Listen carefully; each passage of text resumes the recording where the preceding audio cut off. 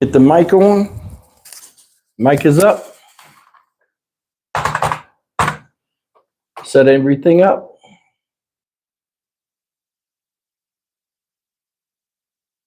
I already got 2 thumbs up. Let's go live. Let's see where we are. Check the volume.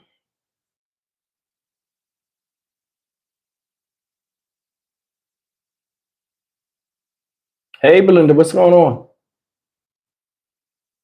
What's up, Joyce? Jane? My bad. Lonnie Lee, what's happening?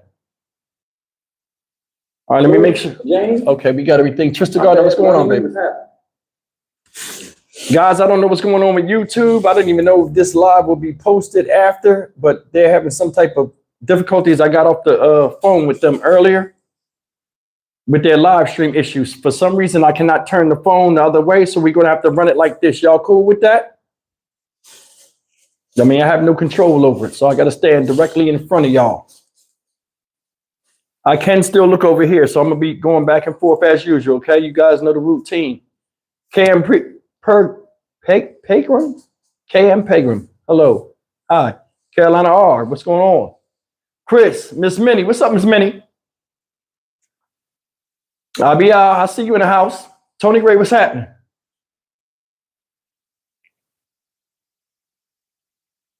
Sivo, what's going on? Susie Q, what's up? Susie Q, product review. You got a YouTube channel, Susie Q? Kiwi, what's up, Kiwi? Peggy Drum? Yeah, man, I got some stories for y'all, man. 3 of these stories I was supposed to tell last week in Vegas, man, but it was a crazy time setting up that live, man. So I'm gonna give them to you tonight. I'm gonna be on here for a while. So, like, I mean, some of y'all ain't gonna be able to stay. I got that Mountain Dew. You know what I mean? Jiffy Pop. Y'all saw that last video I did? Y'all liked it? Yo, all of that just came off the top of my head when I was doing it. Then I went back and played it like, yo, I killed that. It's all in fun though. But what's crazy is when I be talking to some of y'all and I be giving y'all personal phone calls and y'all meet me for the first time, y'all don't ever want to get on camera. When I call you, y'all at the house, I done seen more ceiling fans in the past 30 days than I have in the past 6 years. Y'all be putting me up there. I got the bonnet. You in the house. The bonnet is cool in the house or in the shower. It's all right. Stock Market Steve don't judge. You know what I'm saying? When it's outside, I just say what I say. Kathy, Texas girl, what's up? Kathy, Texas girl, what's up? Why I keep calling you Kathy? I don't know why. Joanne Momo, what's going on? It's like we got the normal cast of characters in here. Tammy Z. What's up, Z? Diamond Budget, what's going on? Yo, man, the Book of Jiffy, serious, man. Y'all ain't never seen that scripture, man. That's one of the lost books of the Bible, the Book of Jiffy. Tell you, man, the Juggernaut female was named in that. You see, I gave y'all the chapter and the verse, everything.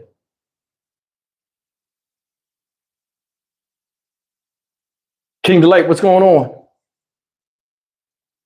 All right, we got about... Why y'all don't hit the likes? Y'all start talking and don't hit the likes. Hit them likes, man. I want them likes to match the amount of people in here. Look at the likes and look at the people. If you haven't hit the like button, hit the like button, man. Come on. It's Friday. I just came from outside. I ain't get a chance to cut my hair or nothing. You know what I'm saying? Support your man. You know what I mean? The stock market one is the hardest working man on YouTube. Tonight, at least. You know what I mean? You're the humidity out here.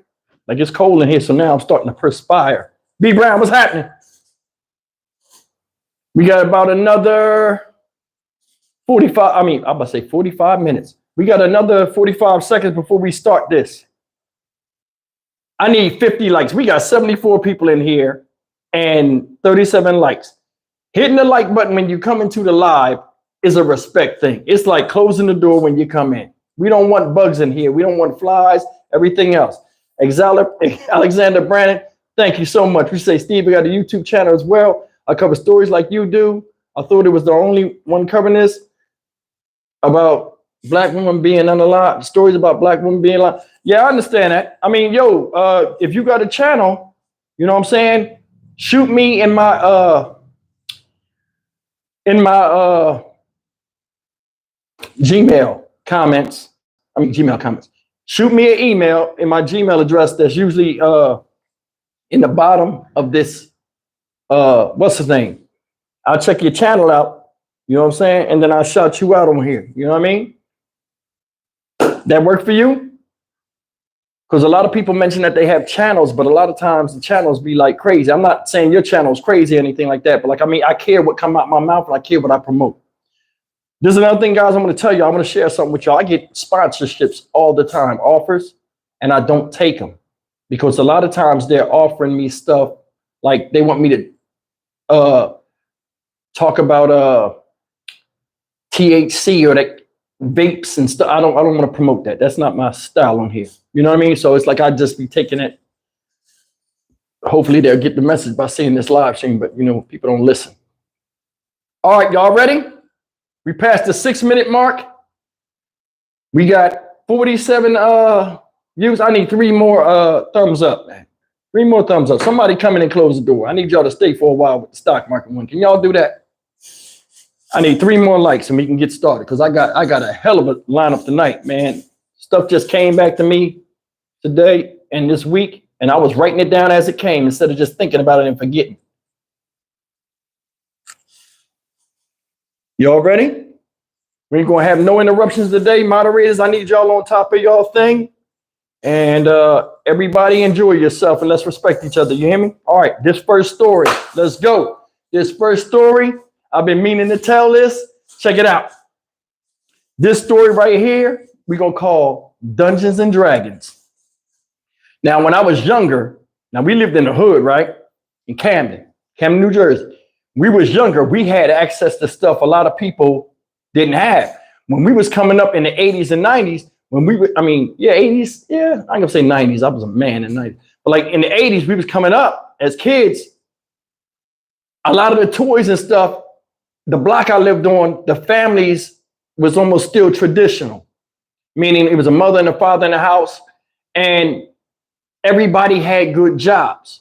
So we was privy to get toys and bikes and stuff that a lot of people around the surrounding blocks didn't have. So we got access to a lot of different things. The wolf pack, which was 3 of us initially, was me, my cousin Torrance. He's 4 years older than me. Then I'm in the middle. Then my cousin Troy, who's 4 years old. So it's like 8 years of difference between us, but we all hung together. Thank you, King Delight. I appreciate it. So my cousin Torrance, that's older, he into stuff that we ain't never seen before. One day I go over his house and this day in there playing, it's a bunch of the older dudes. I'm trying to like be down with them. So I go in there, they rolling dice, they arguing and laughing, they writing stuff down on paper. I said, what the hell is that? And like they talking in character. I'm like, what is this? You know, kids, we curious. So they're like, yo, this Dungeons and Dragons, you don't know nothing about that. See, that's the thing that gets you messed up in the hood. When they hit you with that, you don't know nothing about that. It's like saying like you too young. Like a long time ago, they like, you too young, son. You don't know nothing about this. And we would get mad. Like, yo, teach us. They let me play with them. I pick it up quick. I'm good with numbers. I can read well. I understand things. I watch mythical stuff on TV. You know what I'm saying? I start liking it. I start liking it so much, I get infatuated with it. Me, my cousin, and my younger cousin Troy, especially me and him, we get infatuated with it, right? So they teach me, I teach Troy. Me and Troy is like hype about it. Now these dudes been playing this for years, so it's nothing to them. I would have played every day. Thank you, Joanne. Joanne, Mama, thank you. I would have played this every day. And I'm like, let's play this. Let's play Dungeons and Dragons. Let's play Dungeons and Dragons. They're like, no, Steve.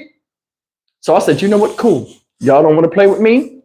I'll figure. And now we're like, yo, let me use the book. We used to say, let me hold the book for the night. My cousin Torrance, he used to do us crazy. He'd be like, no, because he knew we wanted it. And like, we were just begging all day. So one day, Bunny was like, what are you begging him for? So I said, man, he got this book I want to read. When I said book, oh, okay, it's a book. They know I read. They know I like books. Okay, yeah, sure. They support the hobby. Now, remember, I was raised as a Jehovah's Witness with Bunny and John Wash.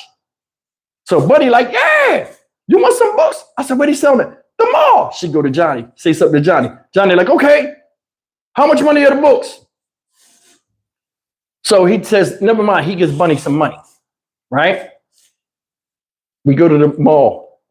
I spend, these books were like $15 at the time, which is a lot of money. I bought a player's handbook, the Dungeon Master's Guide. That was like $30. I'm buying all the monster manuals. I'm buying all of this stuff, right? I come back with more books than they got. So now all of a sudden, the older kids, I'm the man. Now they want to talk and now they want to play because now I got new stuff, new monsters, new all the kind of stuff they ain't never seen. So I come back, I put the books in the house. I'm so hyped because I'm like, I'm going to be the best. I'm going to, you know what I'm saying? Like, I'm like, I'm going to like, I want the respect from the older kids, but I want my younger cousin to see me like we see the older kids. You understand what I'm saying? It's like a stair-step effect. And it's just normal things like, you know, hierarchy with dudes and stuff. So anyway, right? I'm so hyped. This is around 11 o'clock in the afternoon on a Friday. I'm so hyped. I goes in the house, right? When we come back probably like 3 o'clock from the mall. I go in the house. I just start reading. I lock myself in the room. I don't eat dinner or nothing. I'm so consumed with this BS. I start reading this shit. I'm reading every line, everything, all these new classes. So what I was doing is the next day I come out, right? And they start talking about Dungeons & Dragons. They played on Saturdays. They talking, you know what I'm saying?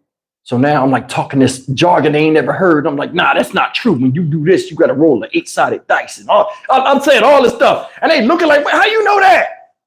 Boom. Glad you asked. Walk in the house, come out, stack of books. I'm the man. They like, yo. My cousin, like, bro, come on, man. You don't know how to play. I'm like, what? Ask me anything. They start asking me questions, right?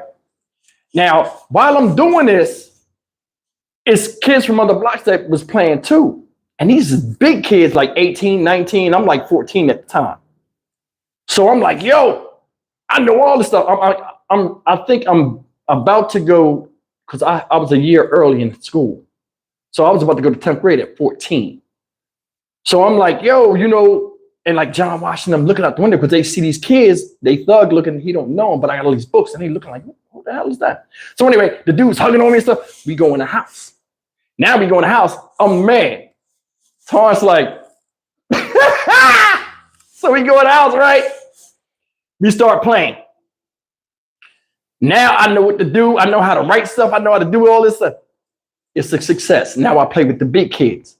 My cousin Troy, he young. I ain't really teach him the game yet. But like, you know what I'm saying? We in the house and the atmosphere is so lit. And when you play Dungeons & Dragons, a lot of people don't know, when you play Dungeons & Dragons, it can go on for hours. Man, it was nighttime by the time I came in there. My buddy sent my cousin at the time, Michelle, that was staying with us, to knock on the door to tell me to come home. It was like 11 o'clock at night. We went in there early as hell. Time went quick. So anyway, right? This goes on for a while. Then we start doing it on the porch. Because John Marsh's like, yo, why you always going in that house? You know what I mean? People's house. Stay on the porch. You want them to come over here? Stay over here. Be on the porch, right?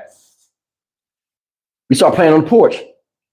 Tempers start flaring. People start cussing. People be ready to fight. Dungeons & Dragons serious. You know what I'm saying? It's serious, y'all. Like if any of y'all play Dungeons & Dragons, you can tell them people that's in here right now, them games get serious, like almost to the death. Let somebody's character die. And they got a lot of levels and like people fall in love with a piece of paper. Boy, I seen people cry. I seen people get ready to fight, sneak people. It's crazy. But anyway, listen. We going to church and all of this stuff, right? You know, when I get to 16, I'm counting down. I ain't got to go no more. So we in church, right? And I forgot what happened. Bunny asked me to do something. It was like a couple of weeks later. Now I'm gonna tell you something about Bunny, man. God bless Bunny, man. Bunny would do anything for me, but Bunny would always want me to be her front man for the BS she be doing. Like she'd smoke cigarettes at night. Spray the stuff. I had to stay in there with the Glade air freshener. If we hear some squeaking upstairs like it's John Wash, I start spraying it near the steps. I'm like, this is stupid. So I'll be watching TV and we'll start moving. Like we hear a creak, we be like, and she'd be like, oh, Steve, spray the stuff, spray the stuff. Ha! Shit. I'm caught up in the mix, you know what I'm saying? I'm like, yo, why you got me doing? You just spray it. You right next to the steps. So anyway, right? She asked me to do something and I forgot. I was like, nah, I ain't doing that. Right? Or I sold her out or something. Like something happened. I just was tired of it. Yo, we went to church that next day. Just like clockwork. She mentioned something to somebody in the morning, and I had the Dungeons and Dragons book inside my coat in church. I pulled it out. I was looking, it was a monster manual. I'm looking at it, right? Thank you, Hazel. I'm looking at it, and the people behind us is looking at the thing. I happen to be looking at the part where it talk about the 9 hells and the different devils and demons and stuff. I'm looking at that because I'm trying to see. Now, the first time I'm taking interest in what they're saying, I'm like, okay, what devil is they talking about that's in this book? So I'm looking at the thing. I don't see it. Because it just said, they call him the devil. I don't know it. I'm looking, I'm like, he ain't in this book. So Bunny and them don't know what Dungeons and Dragons is. They just bought it for me. So I'm looking at the book. John Marsh looking at me, looking at the book. He ain't paying attention. I'm quiet. Ain't nobody saying nothing. The people behind me looking and seeing what's in there. Then when I close the book, I'm sitting there with the book. It say Advanced Dungeons and Dragons on it. Yo. When the part where like we had a guest speaker and then you start singing and then they do the Watchtower part, which is the intermission, then, the dude behind me got up and must have said something to them. They tapped my granddad on the shoulder and pulled him to the back. And he comes back. And I know when my granddad's upset because you can feel the tension. Like he'll stand straight and he'll just blink his eyes fast, real quick. And I'm like, something's wrong. He didn't say nothing to Bunny. He act like everything was normal. We left out. This him. We got in the car. He was like, Bunny, when we get home, I got to talk to you. First he said, let me see the book, Stevie. I show him the book. I'm not thinking nothing of it. Give him the book. Like, because Dungeons and Dragons got a bunch of numbers and stuff. He like, I don't see it. What are they talking about? So Bunny like, what's going on? So he's like, I'm gonna talk to you when we get to the house. So right when we get to the house, she keep asking him. So we turn the thing up. He like, yo, they said this book is inappropriate for a young witness to have, or any Jehovah's Witness for anybody, because it deals with witchcraft and bedevilment. I said, what the hell is that? I don't know nothing. He takes the book in the house and he tells Bunny, take all the books. So Bunny say, all right. She says, Stevie, you can keep one book. I keep the Dungeon Master Guide, right? She said, you can't take the book out the house. So I'm like, cool. My friends got books. We already know some of the stats. We can still play. Now, all of a sudden, I can't play no more. Now I'm hot. Oh, hell no. I got the books. It's been a week since I had these books and like everybody buzzing about it. Everybody want to play almost every day after school. People coming out, yo, let's do something. So they like, Stevie, you can go outside, but you can't take the books with you. I'm like, what is going on? Why? What's going on? I said, you know me. I'm saying everything I can to get these books. And I'm not being skeevy about it. I'm just like, yo, why are you acting like this with me? And that's one of the things I didn't like about going to that particular church. And it's no offense to anybody.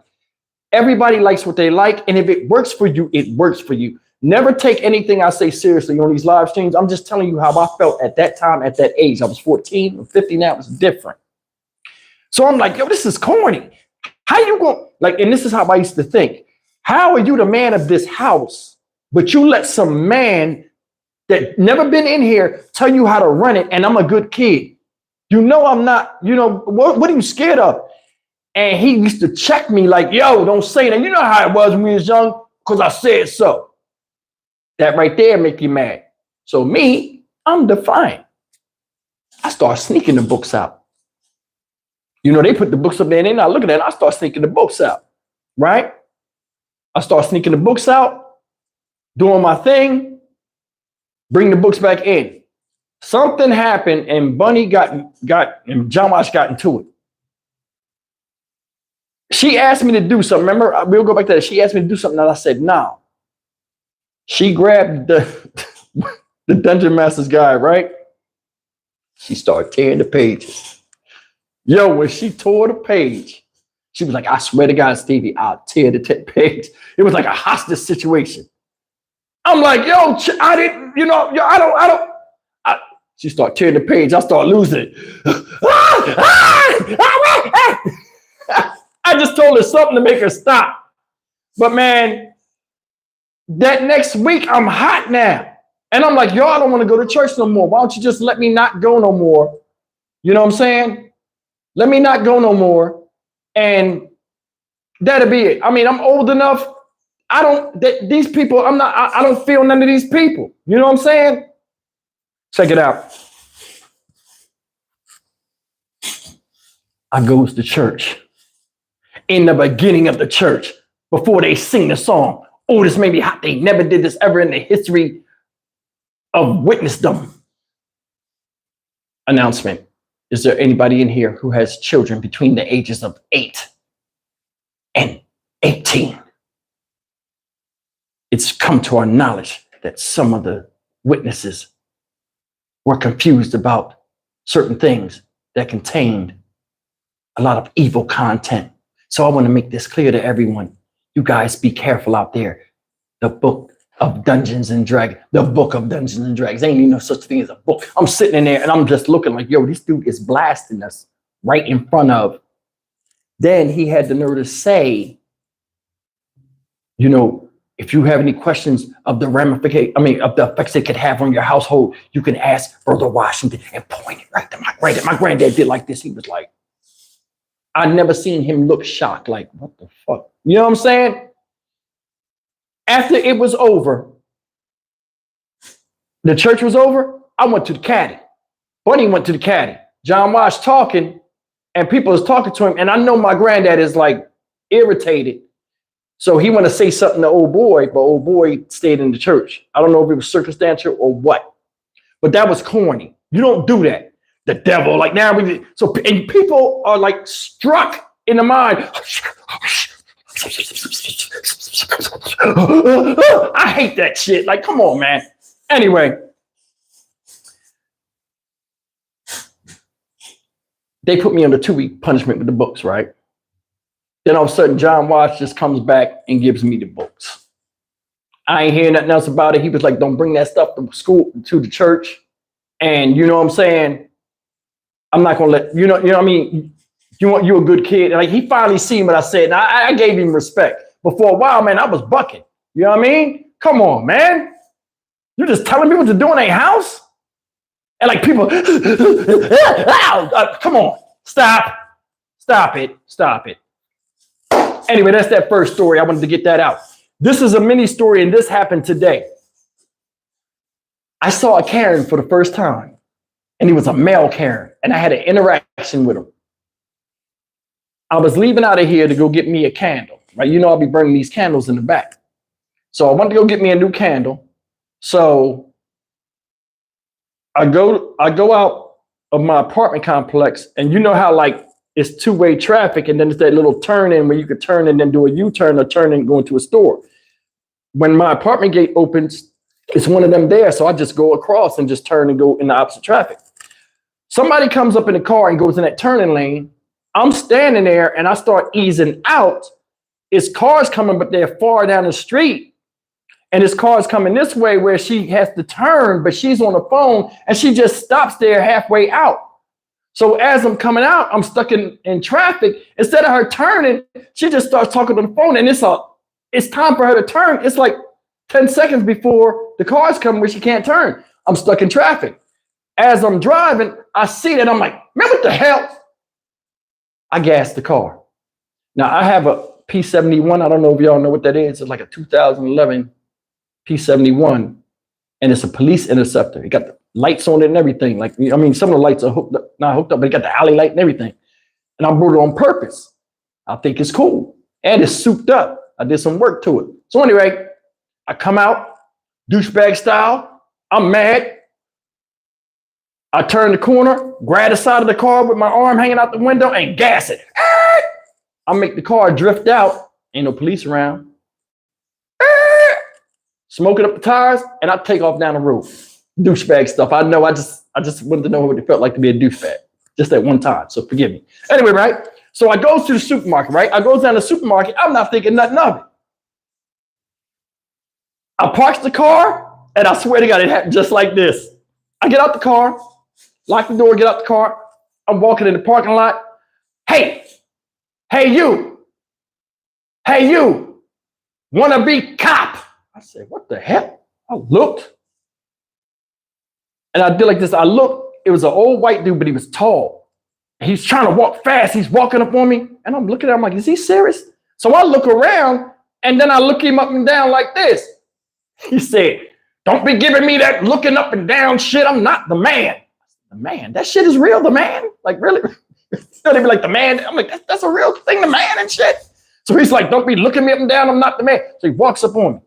I saw what you did back there. You caused a ruckus. You got all the smoke in the air. You're driving like you're Evel Knievel. I saw the thing. I thought you were police until I got up on it and seen it was an unmarked car. You got the antenna thing on the side. I said, yeah, I worked the car like that. He was like, I don't give a shit. There's a rules to the road. Now he's talking and I'm looking, this guy is old and he's digging in me, right? Now I want y'all to listen to something. The man obviously is 20 or 30 years older than me.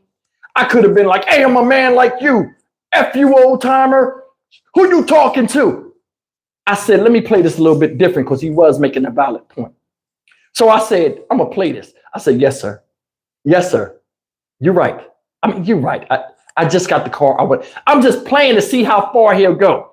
He's not cursing. He's not really cursing at me. And that's the thing. Sometimes people have energy. You got to listen to what they're saying. So he's going off, right? And I'm walking. He's giving it to me, but he's standing next to me giving it to me. So we walk in. He's like, all right, you understand? I don't want to see anybody lose their life, let alone me. I got a few years left, or you. You're young. I don't think he knew how old I was. He thought I was younger than that. So he said, you understand me? You hear me? And then I give him respect. When he got up close to the doors and we was going in, he lowered his voice. Then he tapped me on the back. He said, you have a good day, man. You have a good day. And he walked one way, I walked the other. I'm laughing about it. Didn't think nothing of it. Walk to the self-checkout, right? I go get one thing and come back. He went on the far side of the building. He must have thought about me. And I'm going to tell you, sometimes you need to use humility when older people talk to you. I brought a candle and I think I brought some Mountain Dew. I can't remember what I bought, but it came to like $19.77. As I'm at the self-checkout, y'all, as I'm standing there, I heard somebody say, hey. I look, it was the old dude. He did like this and then he seen what I was doing and he said, hold on. He walked up on me and he had something in his hand. He talked to me. He put his arm around, because he's tall. He put his arm around me. He said, man, you're a good kid. I'm just having a bad day. He said, when I seen that, it reminded me of something my son did. My grandson did. I mean, what did he say my son did? And he lost his life. He was like, it just kicked back. When I seen the white smoke and the way you came out of it like a bat out of her, it really bothered me. And he was like, I didn't mean nothing by it. And he said, I'm a father. The way he said that, I felt it. So he put his hand on my chest, and in his hand, he had money. I didn't even know. And he said, I put my hand up here where he was at when he touched me, because I don't know nobody. You can touch me and push me or something. I'm a whole, And when I touched, I felt the money, and he let his hand go, and he pushed the money to his thumb, pushed the money in. He said, this is on me. He said, you have a good weekend. And he said, you stay out of trouble, man. And he just walked off. That's all right with me. You know what I'm saying? He ripped me. I sat there. All right, it's good. I felt where he was coming from. That man didn't have to say nothing. He could have been like, yo, F off. That was respect. And it's the way I came at him, my character. Telling you, man, you get a lot of things done when you just respect people. Hear where they're coming from before you match energy with energy sometimes. I think that's one of the problems we have. But that's the story in between. I'm trying to extend this thing. We 30 minutes in and only got one story. All right, let's roll with it. This next story is going to be short, but I want to know if any of you guys or any of you girls ever met somebody like this. Now, y'all know I used to play these dating apps, right? I met this girl with OCD. I've never met anybody with that. And if there are different degrees of that. And I'm gonna be honest with you, I thought OCD was just cleanliness, like straighten things out. I didn't know OCD can be a compulsive about anything. Man, I go on a date night. This girl contacts me, right? Black girl from California, talks good on the phone. We hit it off. Hit it off so good that I met her on a Thursday. Hit it off so good that we decided to have a date that night. I got paid from a big job. She was off Friday and Saturday. It was her Friday. I ain't had no work Friday, so I was off 3 days. Hey, let's roll with it and see what it's about. I asked her out. We go. So she like, I'm like, what you want, dinner and a movie? Remember, I'm old school. Like, you know, I don't know what young people do on dates now. I'm like, yo, what's up, dinner and a movie or something? She like, yeah. So we go to the movies. I can't remember what was out. It was something corny though, but like we went and see. I let her pick the movie. Oh damn, I keep doing it. I'm sorry. Went and checked out the movie, right? And we left the movie, and then we went and ate to talk about the movie, said movie. And I keep seeing her doing this to me. She keeps touching me. I had a hoodie on, I think, because it was like kind of chilly. She keeps touching me. And every time she's talking to me, her eyes are like moving 1,000,000 miles an hour. And I'm not making fun of anybody that has this, but this was really an extreme case to me. And her eyes would just be like, and I'm like, she's sitting there like she do like this to my face. She turned my face while I'm talking to her. I'm like, what the hell? She's like, oh, I got OCD. I'm sorry. I'm like, oh, okay. You know, I'm thinking like, oh, she just want to feel on. We went in the restaurant. We sat down. Yo, she did just like this. You know how when the host brings you to the table, they bring you to the table. They had the two menus. They put the menu down, the menu here, and then they put the silverware and stuff down. I pulled her seat out for her to sit, right? Because we didn't sit in the booth. It was crowded. So I pulled her seat out for her to sit down. She did just like this. Just the seat. She said, she pulled out of her pocketbook a whole bunch of napkins and some spray and just started spraying. She started wiping. She sprayed the back part where your back is at, the legs and everything. And then she showed me the dirt. Look at this. I said, what the hell? It took 4 minutes, y'all, at least. The lady was like, oh, well, okay. And people were looking and I'm like, I'm holding it, and she's like, get your hands off of it. Then at the end, she wiped my hands with another napkin, all the way up to here. And people were looking, what's wrong with the chair? What's the matter? What's the matter? And like, I was like, yo, it's crazy. It's not funny. Don't laugh, because it was me that was there, bro. That's extreme. I ain't never seen that. So she's like, I got to do yours. I'm like, no, you don't have to do mine. No, I got to do yours. I said, listen, we wasted 4 minutes with you doing this. What's going on? You know I got OCD. So I'm sitting there. I said, I sit down. No, sit down. She did just like this. She sat down. She put her hands on her elbows on the table, and she said, you just sat on that chair. I'm like, that's where my ass go. You know what I'm saying? We men. Let me tell you something about men. Men don't give a damn. If we hungry, we'll eat. If something fall on the floor, we're going to look around. And if that shit good enough, we're going to get that dirt off of and eat. A lot of us have starved before. So we not going for that. You know what I mean? Somebody be like, oh, I'm not going to eat that. Ah, you ain't got hungry enough. Give it time. You'll put it in your mouth. Just different things. A chair is nothing. We sit on curbs. You know what I'm saying? In war, you got to sit around the dead. We don't care. When she did that, I'm like, yo, this is to the extreme. You're like Vanilla Ice. You know what I'm saying? Nobody cares. So I sat down so she wouldn't embarrass me. Like she already showed that, you know what I mean? She on this Mr. Clean shit. So we sit down. She's sitting there. And I said, let's just order the food. But in my head already, I'm like, okay, this is not going to work for me. It's always something. And I'm going to tell you something. You see it more now than you do before. You see a lot of drop dead gorgeous women single. especially when they get older in age. I'm like, yo, this girl right here still got it. She 40-something years old. Some of them be in their mid-50s. Bad to the bone, ain't got no man. Why? Because they be having issues. And I'm going to tell you, y'all ladies, something. Beauty is something you try to hold on, but time will eventually take it away. And what the opposite of that coin is strength and power for men.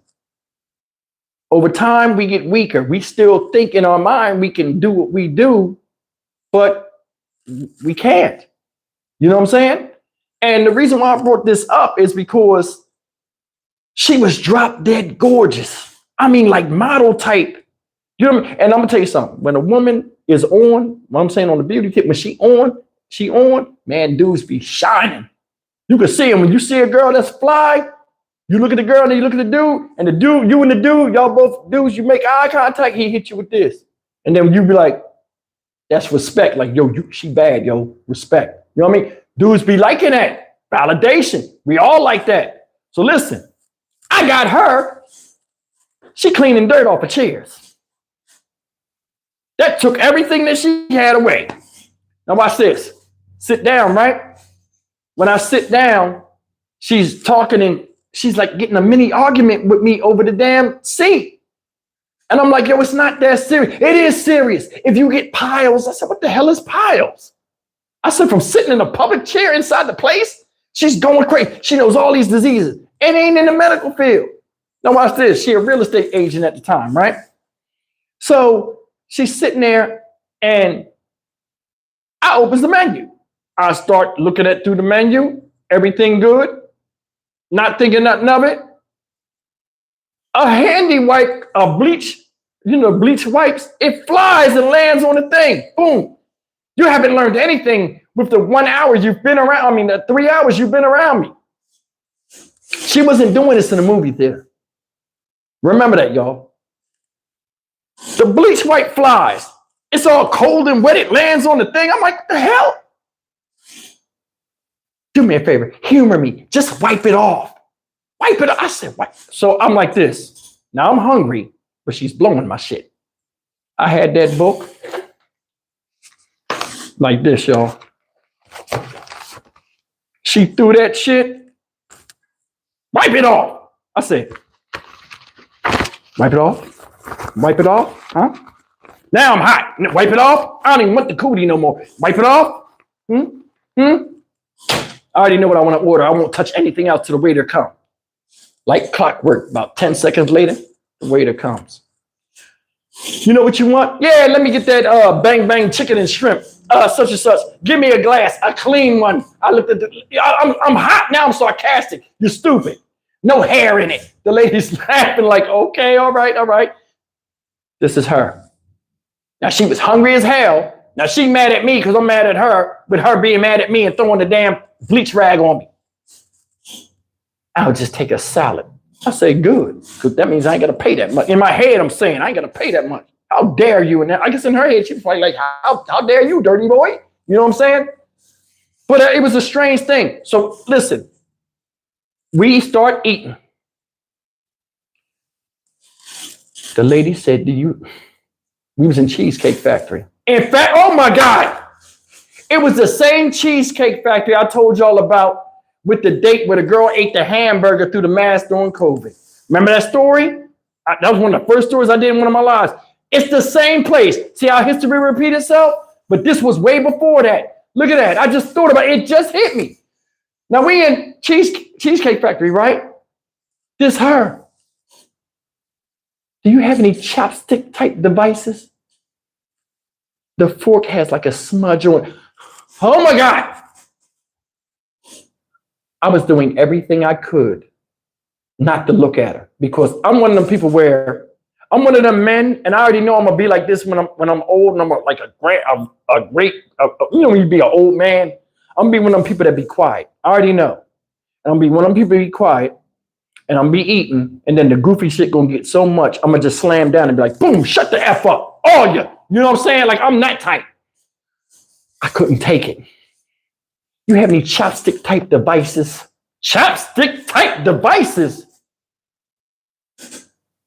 A chopstick What is a chopstick type device? If I was that lady, I'd have said, you know what? Yeah, I think I do. I'd have went and got 2 number 2 pencils that wasn't sharpened, and I'd have gave them to her eraser first. You can eat with these. Your ABCs of health ass up out of here. Boy, I was hot. How dare you? I'm paying for this shit. You shouldn't touch money with your bare hands. It contains fecal matter. Let me tell you something. If it was $1 million, $5 million covered in horse poop, I would move that crap and take that guap. Thumbs up if you would or not. And if you don't, you're lying. I don't give a fuck about human poop. I don't move that shit. I'm getting paid. I got to get mine. I'm Wally Wall. I got to get mine. You know what I'm saying? Listen. Enough is enough. The zombie apocalypse could come, a nuclear disaster, and a lot of people going to have their feelings hurt because a damn spoon got a dish, you know that dish soap, like when they put it in the dishwasher and they got a watermark on it. You ain't going to eat close to that. Come on, man. Come on. Susie Q, stop it with the thumbs down. You would take that money. Stop. A lot of y'all in here with the thumbs down to do something strange for some change. Let's keep it real. We old enough. Now, let's get back to stop with the laughing. What y'all make me laugh. I'm trying to be serious. Listen. When she did that, how many guys out here, give me a thumbs up, you've been on a date, girls too, where the person you with did something so like fickle and like stupid and petty that like you didn't even want, like it scared you from wanting to discover anything else about them. Where like you just do something stupid. What the hell? Chopstick-like devices. You got 2 butter knives. I just unrolled the thing and just took the butter like, here, take mine. I started, look, she got me OCDing. It don't have no watermark. People are looking at it. She's loud about it. Like with this flower power, like hippie shit. Like, come on, man. Nobody cares about your cause. Then in the middle of her talking, right? She stands up, looks at the waitress. The waitress had long hair, right? But in a ponytail. The hair was probably about down to here, like mid-back. She stands up and looks at the lady, and her eyes are bugged out. She's looking at her shoulder. She starts picking stuff off while she's still conversating. The lady's like, okay, I'm going to go get you. And the lady's like standing there, and she's looking at me, and I'm like, I put it right on her. I'm so stupid when I'm eating, right? I got food right here. I ain't even fucking know. I'm like, I ain't even give a damn. Now I'm putting it on her like, yo, this is the worst date ever. But I said that before multiple times. But anyway, she's picking the shit off the lady. And I'm like, what are you, a macaque? What do you want to know, spider monkeys? Like the lady's walking away and you're behind her like, hey, what's next? What are you pulling raisinets off the back of her damn neck? Come on, man. It's just food. Eat it. Right? Come on, man. Listen. The lady leaves. Don't come back. Here come the manager. Is there a problem here? What's going on? He said, hi, you know, and he said, I'm standing there and I just start eating. I said, I'm going to eat. Whatever happened, happened. I can't save her because she don't want to be saved. You know what I'm saying? Yeah, King Blood. I was embarrassed, but after a while, I'm like, okay, I'm going to play this just like everybody else. I watch the crowd and I just move with the crowd. Like, oh my gosh. I start eating and stuff. People looking, I'm like, come on, you believe this chick? I don't even want to hit it now. I'm like, I don't even want to hit it. Help. Look. They came and they gave us the food free. She never ate the salad. Make a long story short. When we were leaving out, right? She was like, people were talking. Like we had to walk past people eating and like people that were standing, seeing us staring. I guess they were trying to explain. They were like, you know, you guys okay? She starts talking and telling the business. I had a watermark. My fork was dirty. I'm walking like it wasn't dirty. It had watermark on it. I can't walk. I'm not gonna let you shit on the restaurant because you got these crazy views and values of what need to be clean. Go outside, right? As we're walking, she's walking behind me. I'm not even walking with her now. And I drove. Walking, I said, let's just get to the car. You know what I'm saying? I'll take you back to the house. I said, this is not going to work for me. A ditto for me too. And I'm going to tell you another thing. When you were sitting in there and you were eating, I saw a piece of hair in your food. No, you didn't because you would have got it. Stop. I'm saying, I said, well, look good. I ate it with some good hair. I ate it. I'm talking. I don't hear nothing. And I'm like, what the fuck? What's going on? I done walked like 15 yards. I'm like, what the hell? We was in mid-conversation. I turned around. She's in the parking lot tying some little kid's shoe. And the lady, the mother must have been holding the hand. She over there tying the kid's shoe. Then when she ties the shoe, she touches the little boy's shoulder. And then when she gets up, she starts picking stuff off him. Then when she walks away, she does like this. They see you. It's like he was dirty or something. Like he was oh my God. I jumps in the car. She comes, gets in the whip. When she gets in the whip, we drive. Get to the house, get out. It's no need for me to come in. If you thought you were getting lucky tonight, you're sadly mistaken. I said, ma'am, you getting in your car is me getting lucky tonight. Deuces.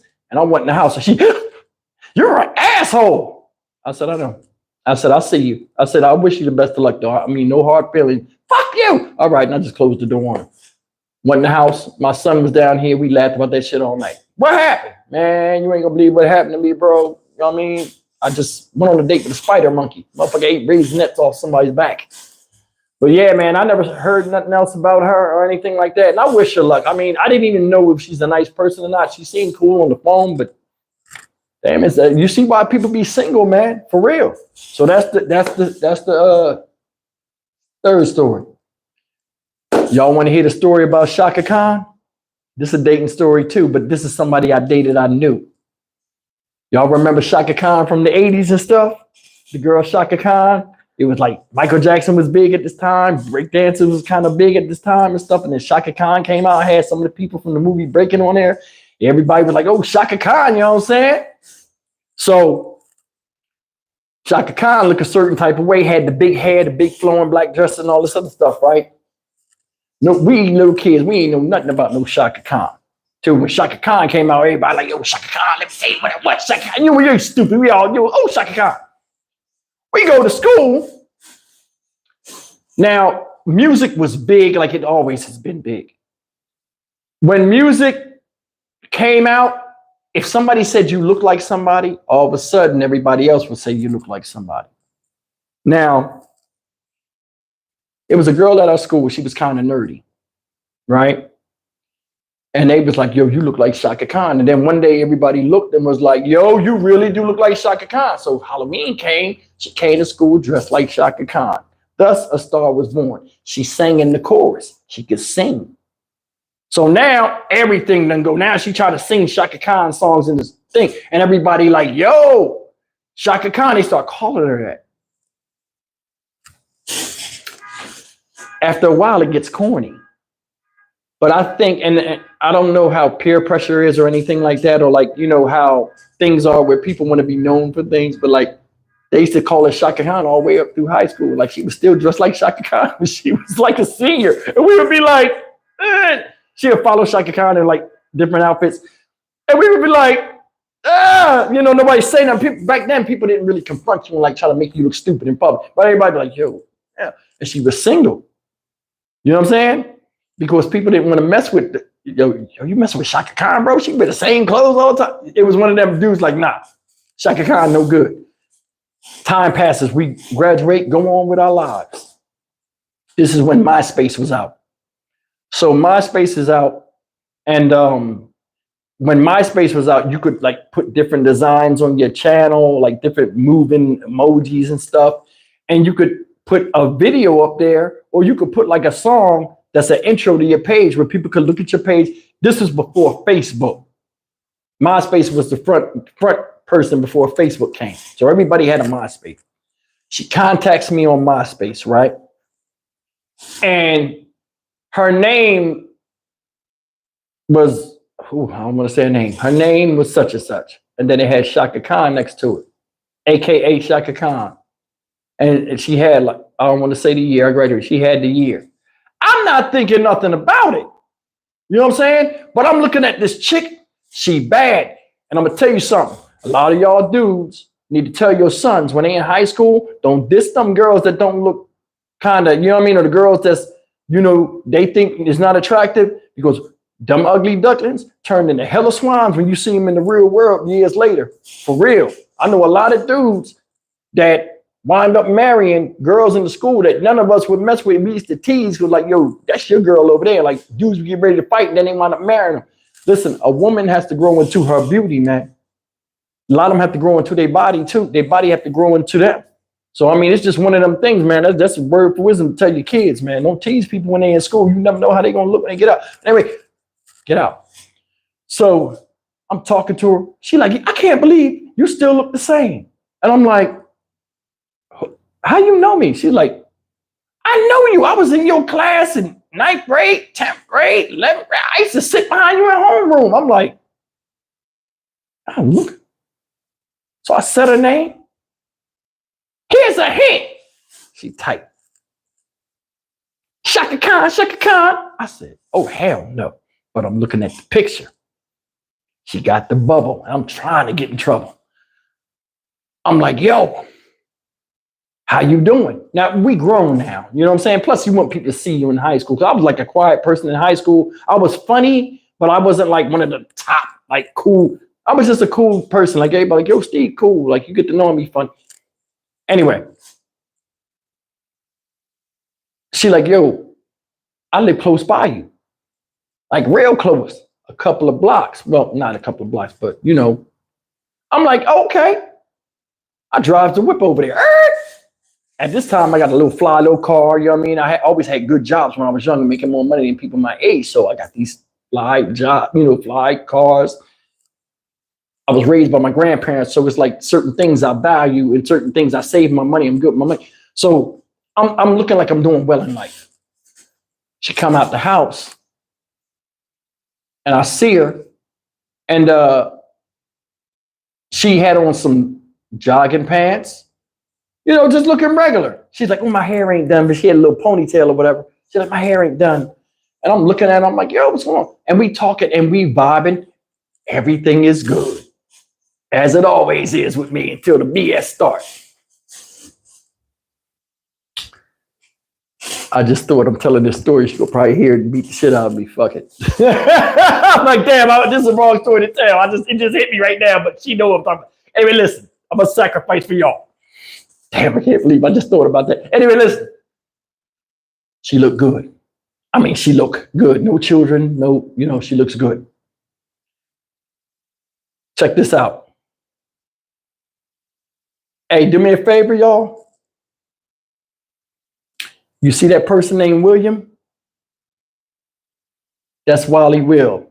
Get him out for me. Get him out. Bro, I'm not stupid. I pay attention to everything. I'm a father. That's Wally Wall. Get his dumb ass out of here. Now let's get back to the story. Moderators handle that. Thank you. She looks good. Everything's good, right? And I decided to go on a date with her. A week passed, we talking, we laughing. Hey, remember that time in school? Everything good. I'm calling my people, my friends, and they like, yo,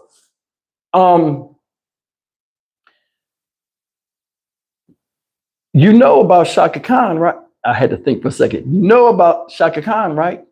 I said, what? But now, remember, I only seen her that one time. I'm working, I got a schedule, you know what I'm saying?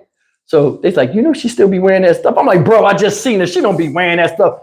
Everybody like, yo, we saw her. We saw her. You know what I'm saying? So next thing you know, right?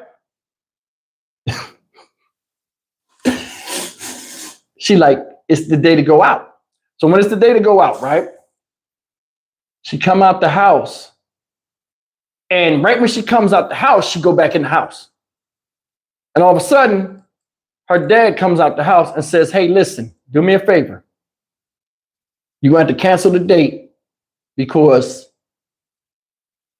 something happened with her mother. Now, I don't know if they had an argument about something or something like that. I don't know what it was. So it's weird because I just seen her. I leave. I don't hear nothing from her for 2 days. I'm doing my thing in the street, you know, working, not paying attention to nothing.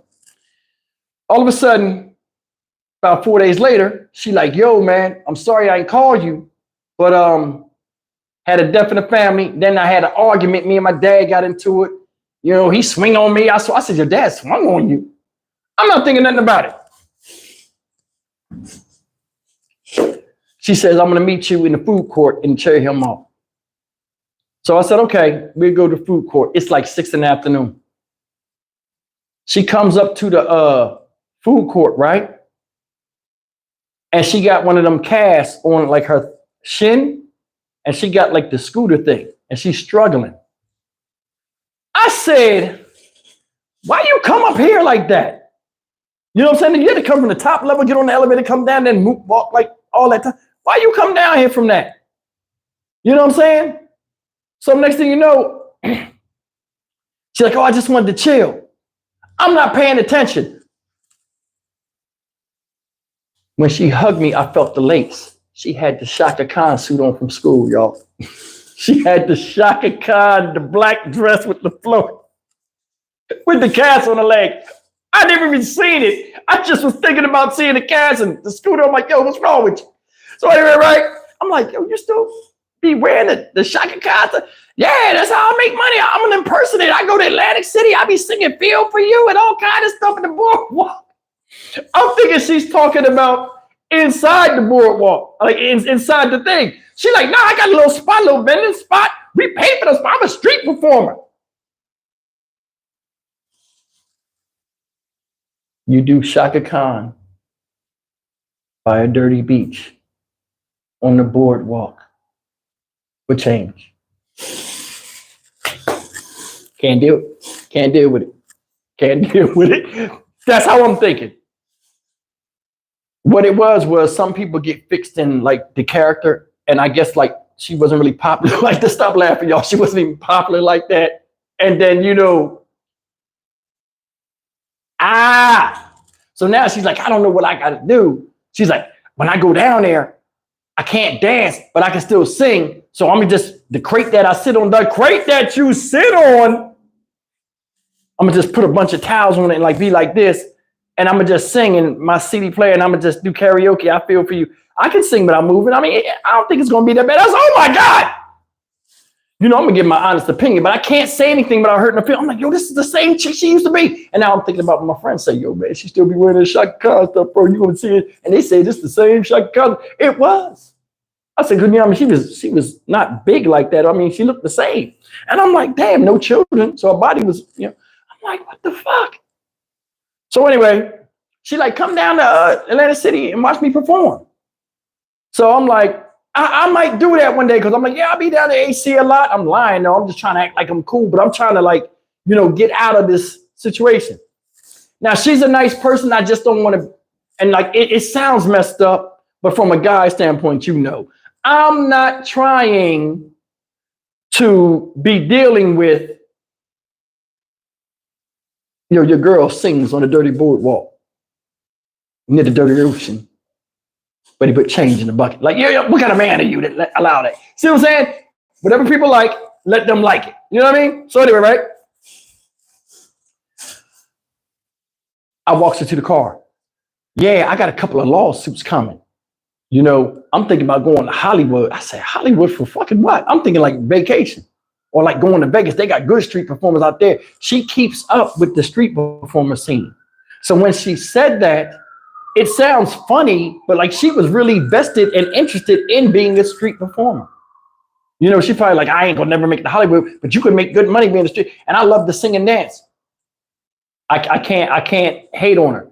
That's her passion. She want to be on some shit like that. Let her do it. And I was like, oh yeah. In my head, this ain't going nowhere, because number one, you got the same clothes you had on in 10th grade. I can't fuck with you. But listen, go outside. This is the shocker. She's like, I got a couple of lawsuits. I just got like $3 grand in a slip and fall. But I'm like, you got a couple of lawsuits. She's like, yeah. You know how easy it is to get money? I'm like, what is you talking about? I sued Barnes and Nobles. I fell on the book in there. You fell on a book. So she like, yo, my leg, the reason why I didn't come all the way out the house that day is because I was trying to stand on the cast to see if I could walk without the scooter. I ain't want you to see me on the scooter. This chick do slip and falls on purpose to get money. When she said that, I was automatically out of there. We got to the car. She just was running them out, and I'm just listening. We got to her car. She lifted up the trunk. She had orange cones. She had a walker. She had all of this medical gauze and like plaster of Paris, like cement stuff in the bag.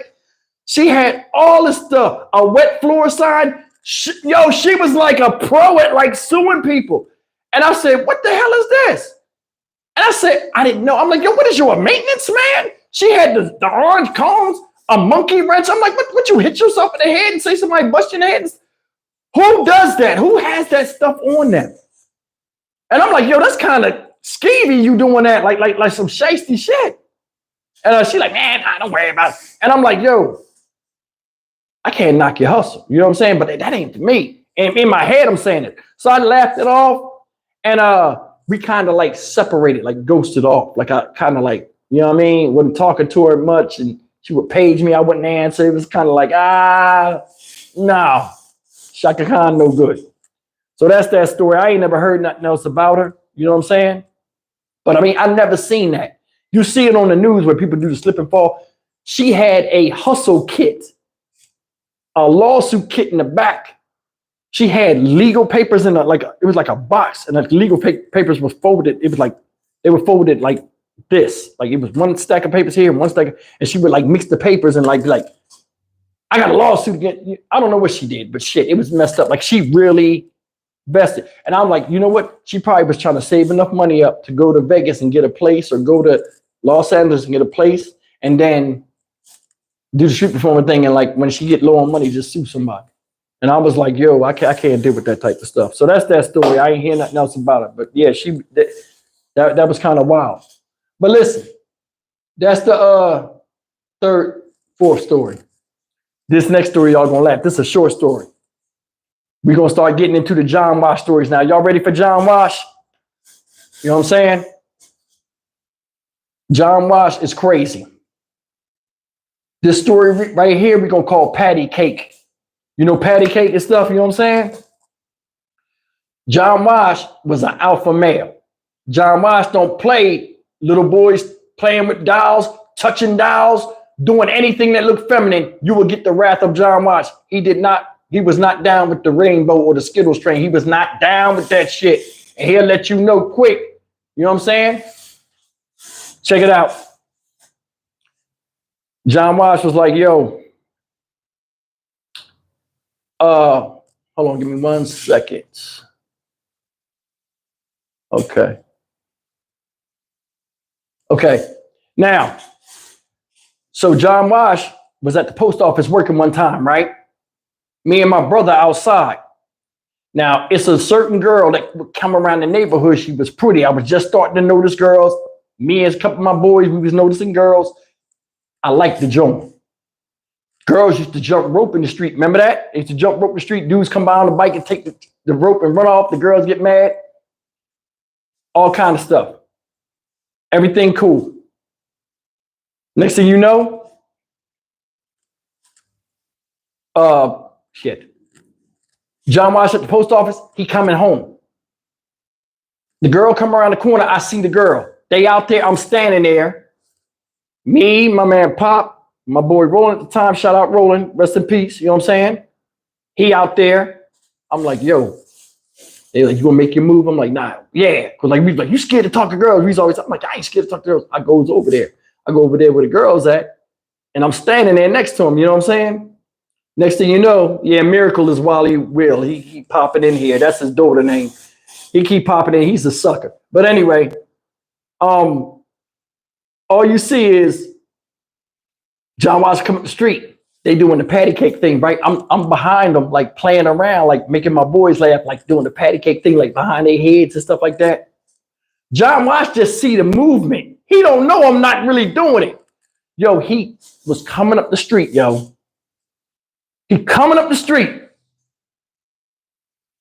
Everybody stopped. Everybody look. He jump out the car hard as hell. He did just like this. He jump out the car. He like, patty cake, huh? Patty cake? He pulled that butter. I'm standing there like, what the fuck? I don't even know he about to beat me. He like, patty cake, patty cake, huh?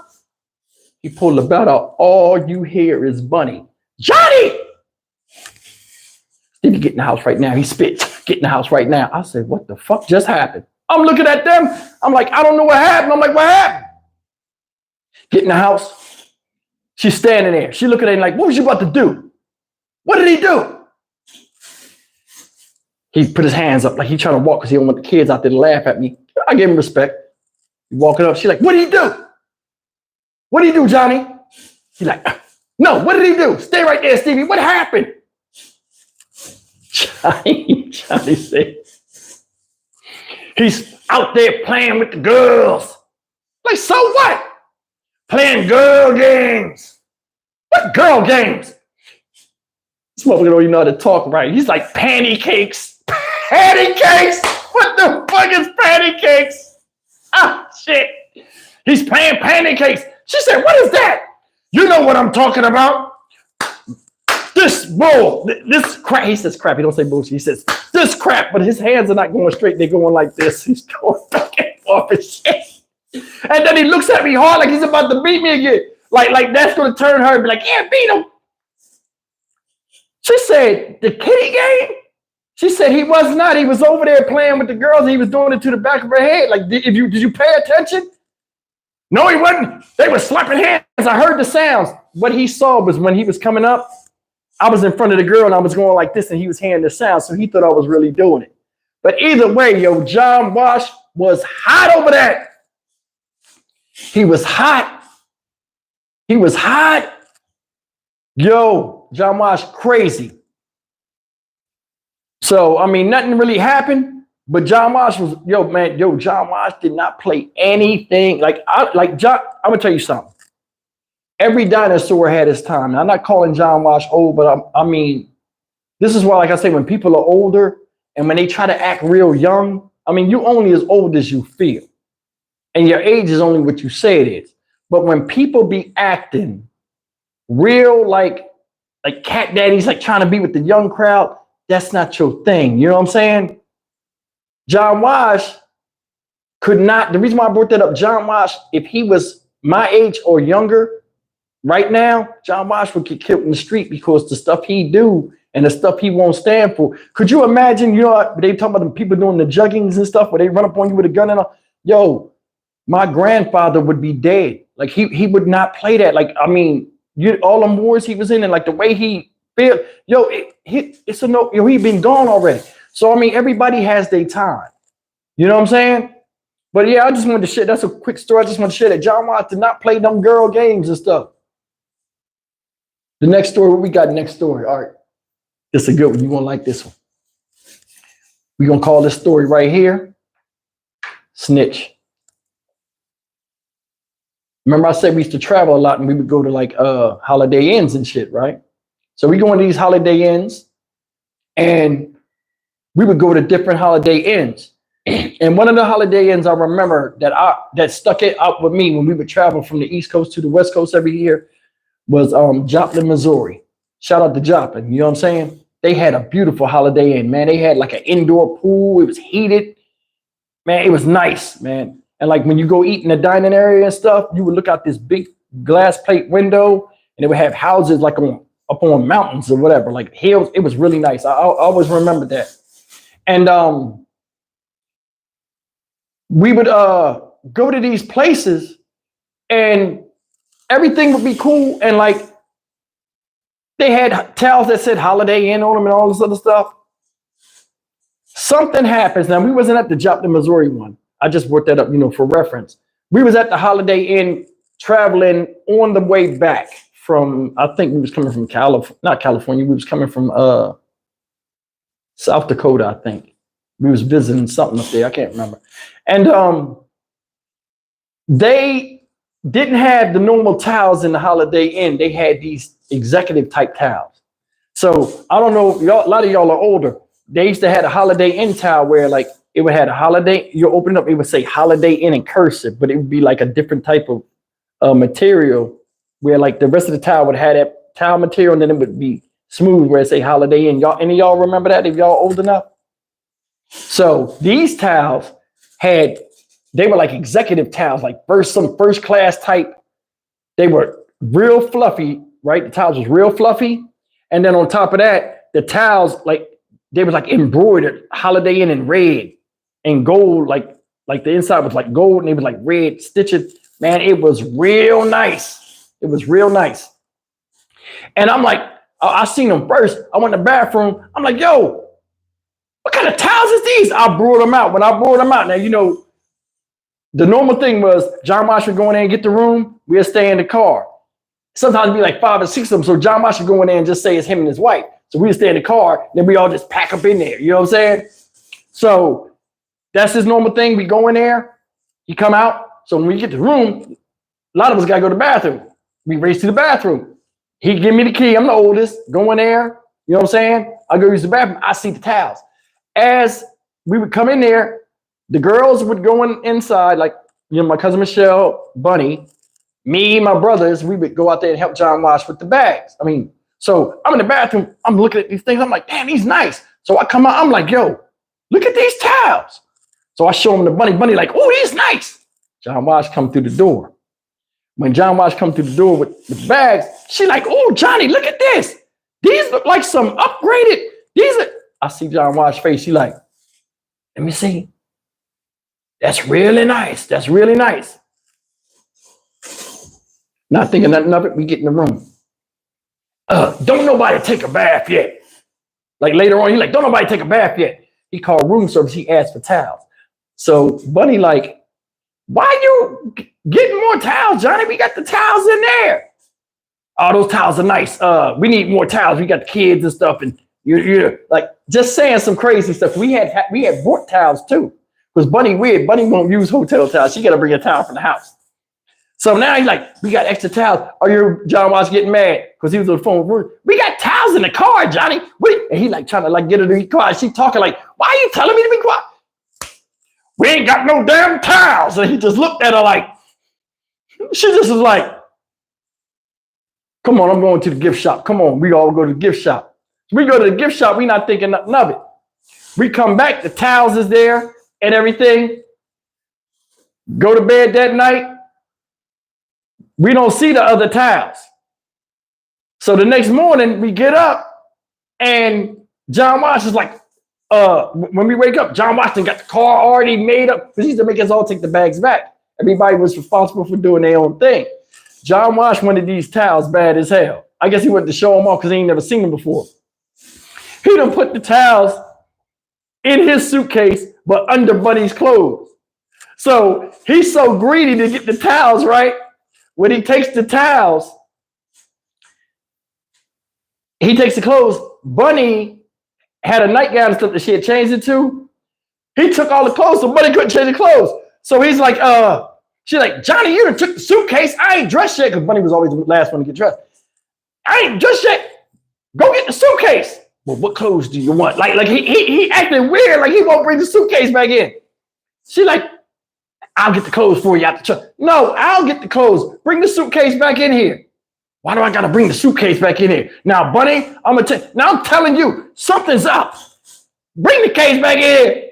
John Moss like, you sure you don't want me to help you? I mean, what's wrong? I'm your husband. You tried through the marriage and I'm your husband. It's my job to provide for you. Why you can't let me just get the clothes? She said, Johnny, I'm gonna say it one more time. I will go out there in my PJs and get those things. Give me the keys, Johnny. He started talking. He was like, let me explain something. Come over here. Let me talk to you for a second. But she said, no, give me the keys. She started giving the keys. Okay. I'll go get the goddamn suitcase. He go get the suitcase, right? Where he go out there to get the suitcase, she opened the thing and she's standing there looking at it. Whatever you up to, I'm gonna see it. John Wash opened the thing. Now, the Cadillacs back in the day, you would open it, it would open up, and then when you put it down, it would have a latch. Like some cars probably still got it. It had a latch, and then the latch go down real slow. John Wash opened the thing, right? He pulled the thing, he start unbuttoning the thing. She's like, look at this fool. Look at this fool. I told him. She bangs on the window. Close it and bring it in here. This is the only time I've seen that Bunny had power over John Wash. He looking, but he trying to turn his body where like nobody can see because he's all wide. But she said, come in here right now. Johnny, come in there. Here. He throws the suitcase down. And he goes over there and he sits down, but he's sitting there and he got his dress socks on his pants and he's sitting there and he's doing like this, like almost like he's biting his nails. He's sitting, but he's looking like he's looking at TV, but under his glasses, I see his red eyes looking over there, looking mean. He's looking right.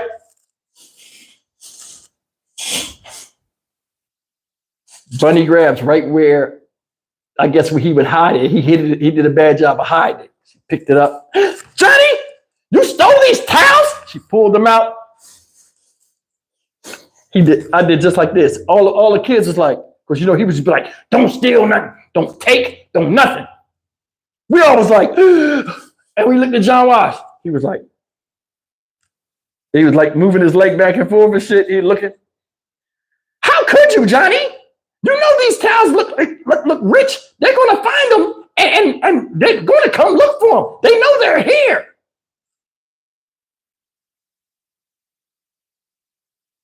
He's standing there. He ain't saying nothing. He's just looking. All you hear is this was sent him over the top. Johnny, you're supposed to be a witness, like Jehovah's Witness. You're supposed to be a witness. We don't steal.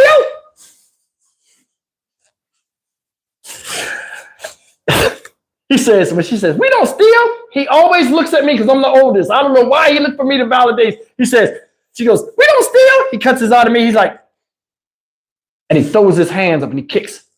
How many people lost their lives in the Bible? What does that have to do with how many times is sin mentioned in the Bible?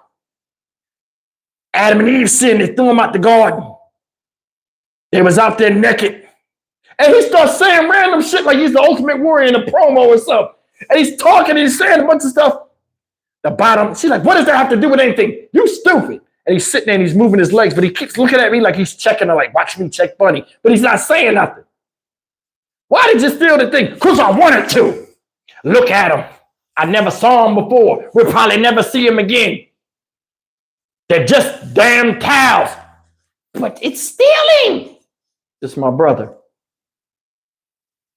Dad was stealing? Like he looked at me, Dad was stealing? John Marshall, like Mika, let me tell you something. Sit your ass down. It's an adult conversation. We want your opinion. We're to ask for your goddamn opinion. She just started going on my brother. My brother looking like, all you heard was Bunny. Bunny shut that shit down quick. Don't talk to him like that.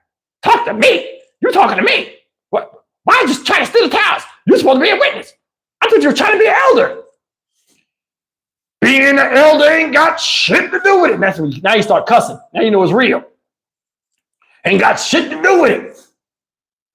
Everybody needs towels like everybody needs nourishment. If you ain't got no food, what do? You're going to feed yourself regardless. Human instinct will dictate for you to eat, and you'll have to take food whether you like it or not. You got to put the sustenance. She says, Johnny, what that got to do with stealing towels in the holiday? And he threw the paper down like, I'm done with it. Get in the car, kids.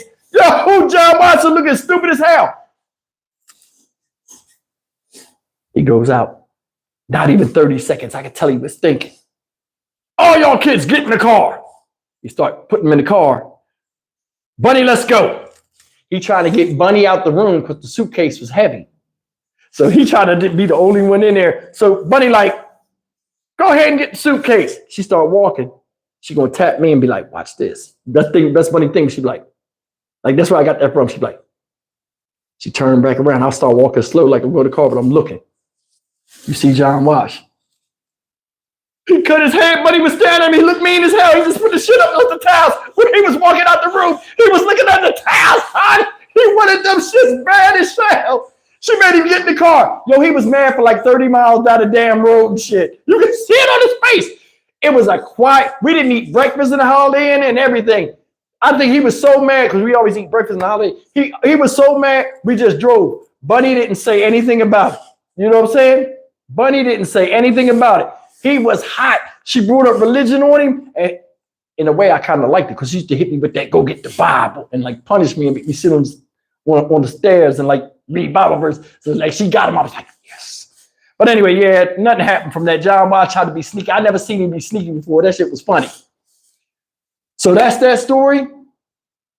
Now, this is a story I've been wanting to tell for a few weeks now, and I keep forgetting. This is a story when I was homeless, y'all. This story right here, we're going to call Juggernatus Handicapus. This lady was off the hook. When I was homeless, now out here in Houston, right? When I was home, I don't even want to say, well, I guess I say homeless, I ain't had no home. I called it displaced. I was in programs, I slept at shelters at night. Everything's going according to plan. I'm reading about fish books, I'm reading about business books, I'm trying to get on my feet, I'm going through these programs, I'm waiting for my veteran housing to, I'm on a waiting list, so I gotta wait 8 months. So I'm waiting, they keep informing me, hey, you number 33, number 32, you gotta get the number 1 to get picked. So anyway, time is going.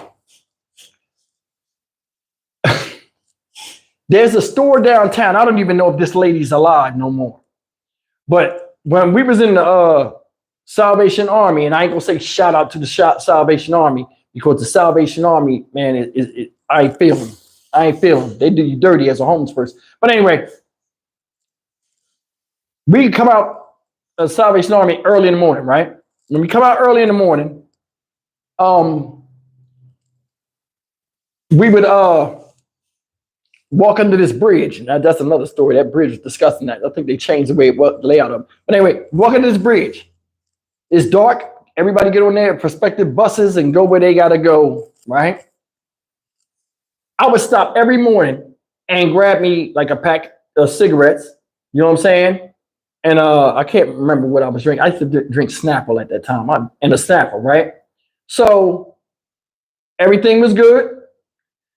Around 2 o'clock, when we heading back towards the shelter, between 2 and 4, it was like, I don't know if they were Pakistani or Indian. I think they were Pakistani. And it was like a little news shop down there. And this is the place I went to. But like they had, it was like any other, like a bodega. Like they had hats in there. And you know how them places be, like them urbanized places. And they would be in there and the homeless people would come in there and like just be wilding. They got this lady in it, this old black lady, right? And she was like security. She ain't have no security suit. She was just a regular grandmom looking chick that just was mouthy. You know what I mean? I mean, just the typical stereotype of how a lot of people see black women. I'm keeping it real. You know what I mean? Just older black women. Like she was almost like Medea, like that Medea type look. So anyway, right? So, so next thing you know, right? I'm in there one day and like I'm like saying to myself, like, I don't like this woman. You know, she never said anything to me. And like the guy I was with, like, you know, we come in there and get her stuff and get out. But like she would do like crazy stuff. I don't know, I guess she was emboldened because they was homeless people. But she would be sitting in there and she would have a headscarf on her head, tied in the back, all stereotypical shit. And she'd be standing up there looking mean. Big John, she's standing up there looking mean. And she'd just be talking crazy to people. Hey, you buying something or what? Get out. Or like they'll call the guy threatened the Pakistanis and they'd be like, hey. And they'll call. They was paying her to do that to people. And I'm like, I'm not feeling that. I'm like, she letting them front on her. She wasn't homeless. This is just a job she had. She let them front on her and do that type of stuff to her and pay her pennies on the dollar when her life is in danger. And I'm like, yo, she playing herself out. You know what I mean? He'd be a slick mouth. Some of these men crazy. I know them in the shelter. I seen them fight. They'll hurt you. So one day I'm in there. I'll never forget it. It was an old homeless white dude. He had on a big backpack, right? All, you know, the hiking mountain climber backpacks where it had the rods on it and like the sleeping bag up here. He had one of them. Dirty ass clothes, some boots, and a long ass beard, right? Go up in there and he stink to be damned. This dude stink. So he come up in the store and he's standing there like everybody else. He got a little bit of money, got it in his hand. Because what they would do is if you homeless and you come in there, you got to show your money or they wouldn't let you in there. You know what I mean? So he come in, he got his money up, $20 or so. It's about to rain. Umbrella. He picked the umbrella up. He looking at the umbrella. When he picked up the umbrella, the lady standing over there on the side where the box is at. Now I'm gonna give y'all the play-by-play. When you come through the double doors, you know, it's like almost like a gas station type environment. You come through the double doors, they had like a little thing where like it had the ice in it, and then the beers, the 2 for beers or whatever be in there. You walk around it like that. Over here, they had clothes on the wall. It was like a corner store type. So it's like a bigger unit. The windows and like they had clothes and stuff over there, and then they had boxes of socks and hats and stuff. Like, you know, it'd be like in a lot of Korean stores and stuff up east. Then on this side, it's the counter. You walk back, it's like a bathroom for the employees. And then going in the back, it's like the food and stuff, like you know, a couple of shopping aisles. So he's shopping and stuff, and I see her staring. She looking at him. She looking, and I'm like, damn, why is she looking at? I'm like, she gonna get hurt one day, bro. I'm like, yo, she go. And as soon as I said that, my man came up and grabbed the umbrella. He looking at it. The guy's like, hey buddy, you stink. And the other guy laughing behind the counter. I didn't think that was right neither. He like trying to make the other guy, you stink. You gonna buy what? And you know, these people desperate. You know what I'm saying? You ain't got to talk to them like that. If you letting them in there stinking, their money is good enough for you to take hand to hand and put in your register clean. You understand what I'm saying? I don't like that. So like, I just sit back, I fall back and I'm watching. So as I'm watching, right? He got the umbrella in his hand. They're like, hey buddy, you stink. I guess that's her cue to bulldog this dude. She come over there. She go to snatch the thing out of his hand. He's strong. She try to snatch the umbrella out and be like, get out. I seen her do that. And like everybody laughs in the store and like that make her get hyped. You even like some of the homeless people like, oh, here she go. Oh, and they be like, oh, you know, the stare. She get hyped and then I turn her up. It's like 5, 7 people in there, including me and the dude I was with. We at the counter. She got to be about 5 feet away from us where the beer thing is at. He got the umbrella in his hand on the opposite side of the beer cooler thing, and we on this side, so he got to walk around, and we're at the part where if he walked, he come straight to it. The register right there. So we over here, we look at the thing with the umbrellas right there. He grab it, he pick it up, he looking at it. The guy like, hey buddy, you stink. You want to buy or what? So he turns around and goes to walk. When he goes to walk, she grabs the umbrella and goes to pull it, but he holding it too hard. So when she goes to pull it, he grabbed his grip and he turned like that. And when he turned, like he pulled her, like she looked funny. And like, you know what I'm saying? She had on slippers at that. So she felt like the slippers and like she caught the slipper with her foot. And everybody's like, oh. Now she's embarrassed. And the effect of her trying to punk him, he was stronger than her. She was so worried about them screaming and being embarrassed that she didn't realize that his strength was twice as strong as hers. So she stands up, she's still holding the umbrella. Get off of it. Get off of it. And he like, and then he just snatched it from her. And then he just pushed her back. And everybody's like, ooh. Yo, this her. This them up there. Oh my God. We're going to call the police. Ain't no need to call the police. I got this. You pulled it out my hand. You ain't getting out the door. He said, ma'am, all I want to shut the F up. She started to everybody like, oh. I'm like, hey man, let me get my stuff. So I'm trying to get my stuff, but they too busy like instigating and looking like, oh. I turns around. The guy was like, do you want the money or not? So he puts the money. First he tried to give it to her. She smacked his hand. He just threw his hands up with the umbrella in his hand and he put the money. He said, the money's right there. It's more than enough. Keep the change. He go to walk out the door. Oh, no, you don't. She get in front of the door, lock the door and get in front of him. Let me tell y'all what happened. She says, you think you all that, white boy? Don't think because you're a bum don't mean I won't fight your ass. You was tough when you pulled it out my hand. I bet you won't get out. He said, man, I will go through you. She was like, what you want to do then? Come at me. She said, as soon as she did like this motherfucker took that umbrella and was like, break it down. Wow. Listen, he hit her 3 times. It's not funny hearing a woman get beat. But the first time he hit her, right? When he hit her damn, like he hit her in like the neck part. Like she put her hand up and like it went up and it like went up her hand and like it hit her like on the neck part. And it knocked her, what you call that damn thing? The bandana she had up like a ponytail, like her little puff popped out. The second thing he swung, he hit her down here and she tried to hold it. Now I know it was hurting her, but she was trying to hold on to that. So when she do that, me and the dude, we like, oh, that's enough, that's enough. You know, I ain't trying to watch her get beat up, even though she, you know what I'm saying, she was an a-hole. I'm like, hey, that's enough. Whoa, whoa, whoa. Everybody like, whoa, whoa, whoa. So he's stopping. So she holding on to it, but here she come over the top. She hit him in the face. Boom, bust his nose. Ain't no hold up. Now she want to keep going. She lets go of the thing. When she lets go of the thing, she goes to square up. As soon as she went to square up, he hit her right across the back of her leg. Quick. It's like some Steven Seagal shit. She flew up in the air and landed on her back. Boom.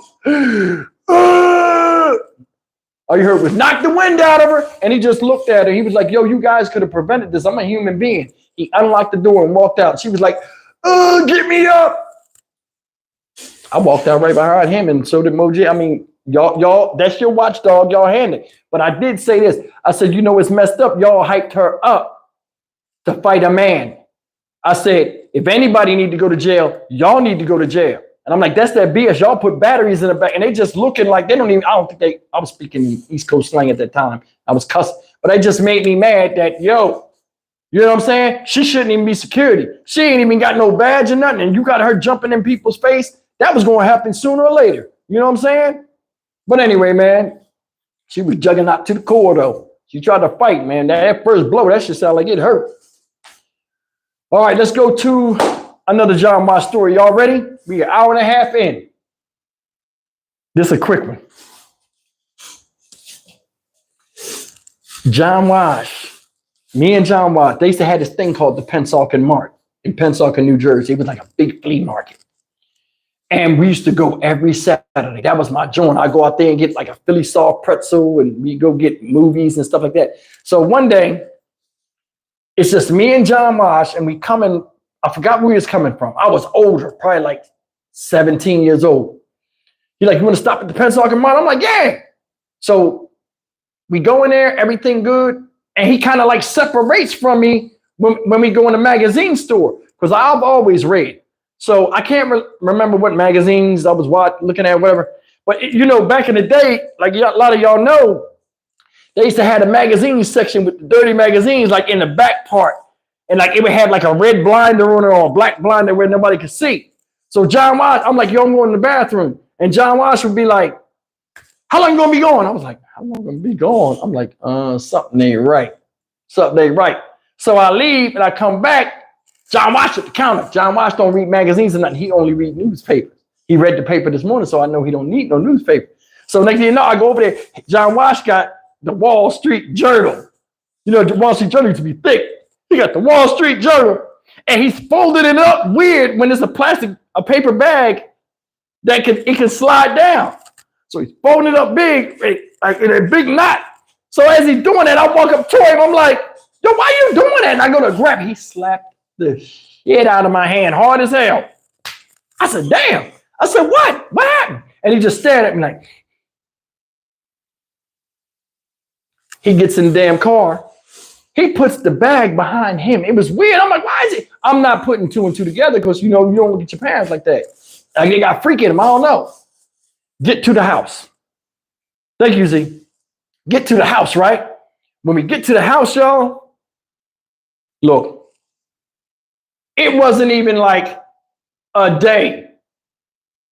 Later on that night, I think it was like probably like 10 o'clock. John Wash was like, he goes to bed around 9 o'clock. But for some reason, he went to bed early. I'm tired. I'm going upstairs. I leave the house. I'm outside on the block. I'm talking to my friends, whatever. I come back in. It's a hailstorm arguing. Cuss words, Bunny going off. John Wash in the back sitting there moving his feet back and forth. He eating crabs, looking straight at the TV, sitting on the floor. She going off. But like it became subliminal. The argument became subliminal when I came in. And then I started figuring out what was happening. John Wash brought like two girly, like he brought the Playboy magazines though. So he brought 2 Playboy magazines. So you remember he in church and stuff. She started going off on him. And when I say she going off, she digging in him. But like she respectfully digged in him. Like, you know, Johnny, you married. That's like cheating. It ain't cheating. It's just looking. That's the kind of conversation they was having. I was trying to be like, what the hell is going on? And tempers start flaring. John Marsh was like, tell him he's old enough, ask him. She was like, Stevie, would you have a dirty magazine in the house? I said, what is a dirty magazine? I'm trying to look at it.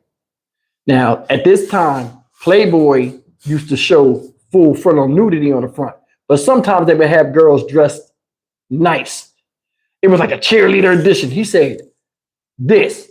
And I seen the Playboy. I'm like, whose is that? I start laughing, knowing damn well I wanted to look at it. I was young. Like, whose is that? She like, don't look over it. She was like, don't look at me. Why? I found it in the newspaper. Somebody must have put it there. Why would I buy that? I'm not a smut peddler. Why would I buy that? Why? Johnny, it wasn't in the paper. You had to put it in the paper. And then when I looked at him, I was like, that's why you slapped my hand, because you ain't want me to open it. It would have slid out. Now, I still to this day don't know how he got caught with it. She's going off on John Wash.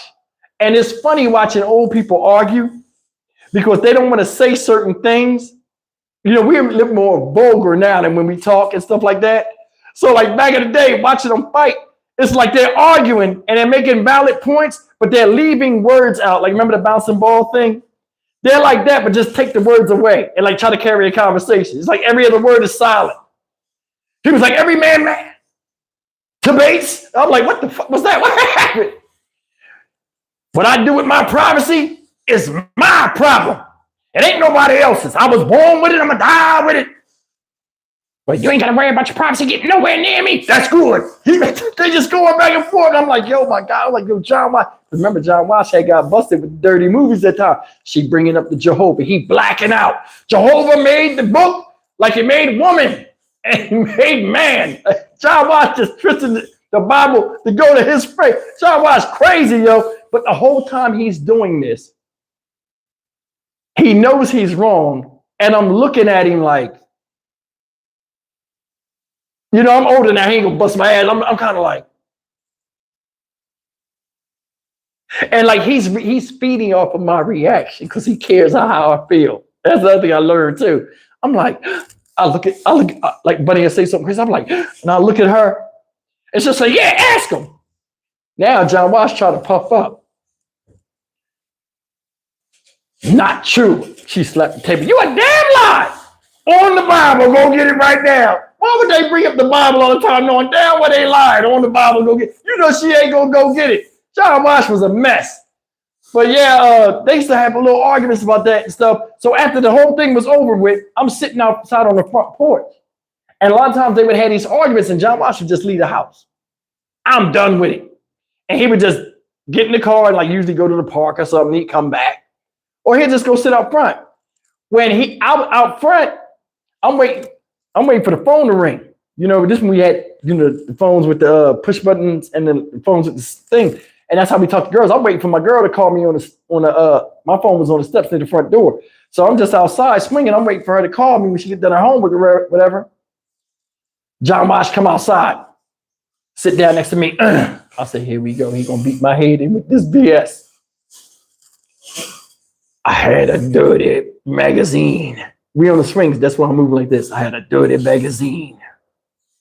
Your mom making a big deal out of it. It's nothing wrong with a woman's body. He was like, why you think God made eyes so we could look at him? I'm looking at him like, you understand when you're older. If you ever see the bubble, know that Johnny was in trouble. Nah, he ain't say that, but I'm just thinking in my head, like I can remember him saying it. He was embarrassed. I was like, damn. And that's when it's a powder cake. You can't say, hey, mom was right. You'll get the back of the hand. Like, who you talking to, bro? Like, so you just got to sit there and take it, man. John Watts is crazy. But that's that story. All right. This story right here, because I've written this in Scribble Scrabble there, I'm trying to decipher it. Okay. This happened in the late 80s, probably around 80, Fight the Power was in 1988. Somebody correct me if I'm wrong. This was a little bit before Fight the Power, so it might be 87. I think I was a freshman in high school. So the crack epidemic comes. Crack starts hitting the street. Neighborhoods, for some reason, start going to crap. People start looking dirty. People start disappearing that you used to see that don't see. People are moving out. Women are looking tore up, like they not respecting, you know, things are crazy. People are getting shot, gunshots, all kind of stuff getting stolen. Crime rate goes up, so on and so forth, right? John Wash is one of them people where he just watch the news. He don't go out there, out the house. He just work, come home, watch the news, and he get this warped sense of reality with the world, right? So John Wash has this thing where he do not like drugs. And I'm like that. I don't mess with no type of drug. And I give my opinion. You know, I think that's crazy. I mean, I don't know what people do to do what they do. But I mean, if anything, I personally would never sell drugs because I've seen what it did with the crack epidemic, and I just wouldn't do that. So anyway, right?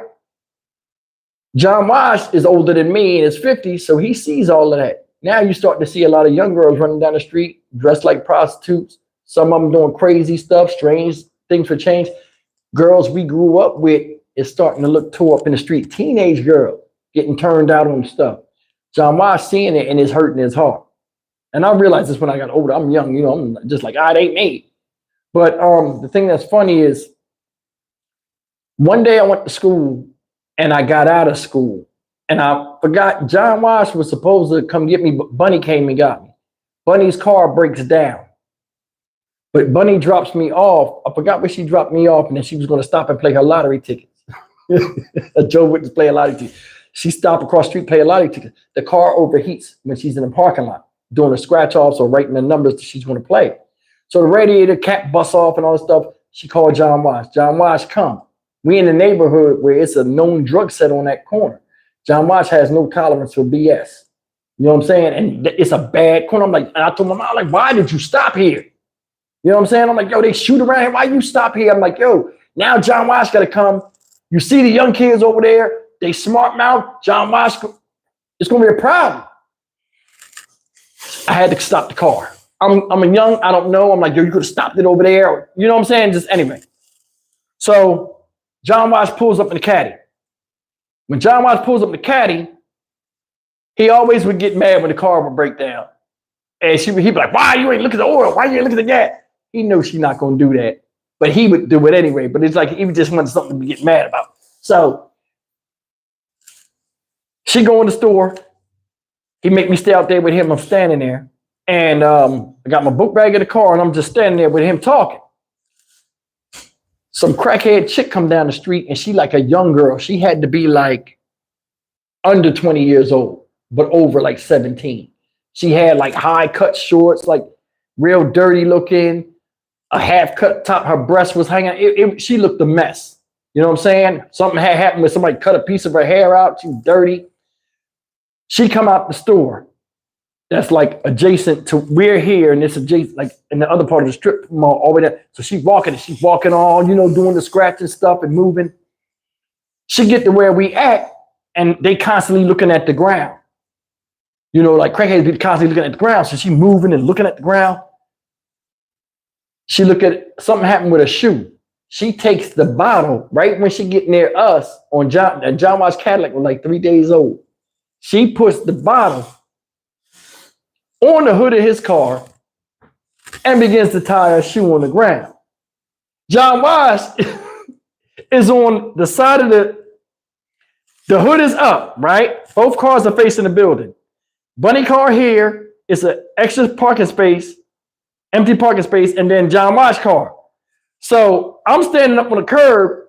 John Wash is off the curb, but he's in the engine, but so he can look across and see her. So for him to go over there, he can walk all the way around the car, or where she's at in the hood of the car, he can walk where I'm at, go up the curb, and then walk around and then go to the car. All you heard was, up. He pushed me out the way.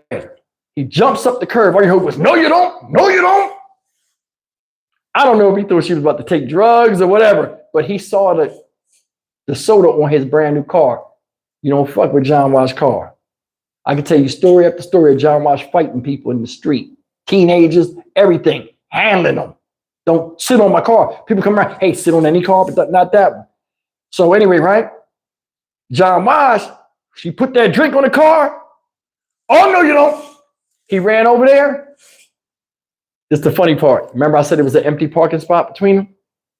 When he ran over there, he was trying to reach and smack the soda off the hood. So when he was running, he had the dress shoes on and the dress pants. His ankle twisted when he was going off the curb because he didn't judge where his foot was at. So this the curb, like the back of his foot, like went on the curb and like all that heavy ass weight, he slipped. So like when he ran it, he was running, then he suddenly went down. His hands flew out like Soldier Boy. He yelled to the caddy, you know what I'm saying? He was like, and he just flew his shit. I'm like, what the fuck? And he landed against the car moved and everything, and her bottle fell on the ground. Damn, old man, what the hell you doing, motherfucker? She started cussing at him. Back then, there was a respect factor. You don't cuss at older folk. John Watts loses it. Who you talking to? Like she's cursing so aggressive. Like you know how women curse aggressive now to men? In the 80s, that was unheard of. And John Watts is the wrong one to say. Listen, back in the day, all these different cliches set people off, and some are different now than they were back then. But how many of y'all remember? Put a thumbs up or whatever in the comments. If y'all remember back in the day when somebody, especially in the black community, I don't know how it was in any other community, when somebody said this phrase, kiss my ass. Remember that? Kiss my ass. That was like a death sentence. Remember you tell somebody, y'all remember that back in the day? When they was like, kiss my ass. Joe, you say that? If you told somebody that you said that somebody, they'll fight you. Yo, I don't know what it was with that phrase that made people mad. She says, kiss my ass. And she did that thing and did like that with her ass. Ah! John Watts loses it. Now, John Watts don't know how to cuss right. And I think this is the one other time I ever heard him say F and B. So he's cussing. And what's crazy is he got that funny accent, but when he's cussing, he don't have the accent and he sounds normal. Remember I said he got that accent where he'd be like, oh, and he's cussing at her. And I can't remember what he was saying. But all I know is she flashed her titties to him, right? And then said, kiss my ass. And he lost it. Kiss your ass, huh? He takes the belt off. And everybody like, yo. And he begins to wail on this girl. But he wasn't beating her like to death. He was beating her like he would beat one of us. Like she was one of his kids. He picked her up by her arm and was rocking her. People screaming and laughing. They let her go. She was like, F you. He was like, fuck me. You're the one who's fucked. And he pointed at her with the damn belt. I never forget that. He was like, you're the one who's fucked. And he pointed at her with the belt. Now get your dirty ass across the damn street. Bunny comes out the store. Don't tell me you hate that girl. You don't know that girl. She's old enough to be my child. You're a child, you get in an adult's place, that's what you get. She's putting the belt back on. She's like, Johnny, Bunny, the damn car. Bunny started going over to the car. She was standing there, her curl was greasy as fuck. She was standing there, look at me. He poured water in the radiator. We wound up getting the car to the fire. It was a Firestone where we lived. We wound up getting the car to the Firestone. But yeah, John Watts rocked that chick, man. He beat her like Kunta. You know what I'm saying? It was crazy. It was crazy. John Watts ain't play no games, yo. You say something. When she said, kiss my ass, his eyes was like, what? He ain't have his glasses on neither. He was like, what? I seen his eyes like crow feet, like, what? Sort of omen, sight beyond sight. He got the rock in that ass. She was like, He always hits you 8 times. But I do know when he do hit you, you leave the planet temporarily during the first 3. From 3 to 6, you might speak a different language. From 7 to 8, you know freedom is opportunity if you stop moving. And it always is. It's like an alligator that bites you and takes you in the water. If you struggle enough, it'll let you go. So like that was the struggle. If you can make it to 8, the struggle. So he let him go. But yeah. Now I'm gonna tell you this last story, right? This last story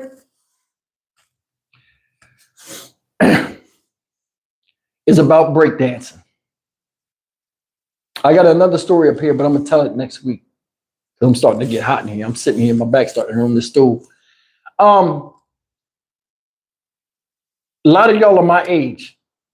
You cannot tell me from the 80s through 95 when rap, well, no, we're gonna say 78 to like 95, 93, when a new rapper, a new R&B group, all of this stuff started happening. It will never be a time like that again. You understand what I'm saying? Susie Q, why you alerting yourself for me to shout you out? I always shout you out. But it'll never be a time like that ever again. I mean, just the electricity, like how the culture would change week to week. I mean, I'm from up east. We seen it. A lot of y'all, I don't know if y'all seen it like that, but it was like a new rapper every week and a new style like every year of like the way hip hop turned. And you know what I'm saying? It will never be a time ever like that again. The whole black culture just had a change in it. And I guess it was a rock and roll era and stuff for other cultures too. But I mean, I was there to witness. That's one thing about my life. I was grateful. I was grateful there to witness that.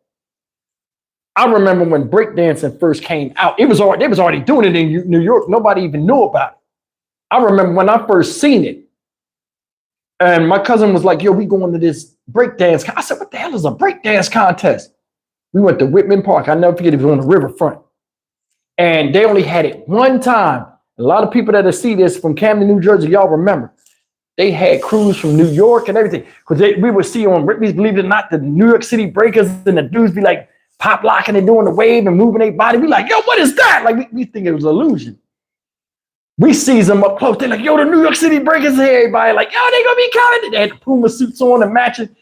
Yo, the Gazelle glasses, the Kangos. I'm like, yo, it's like Beach Street, but in Jersey. So all these groups come. And they having this party and all of this stuff.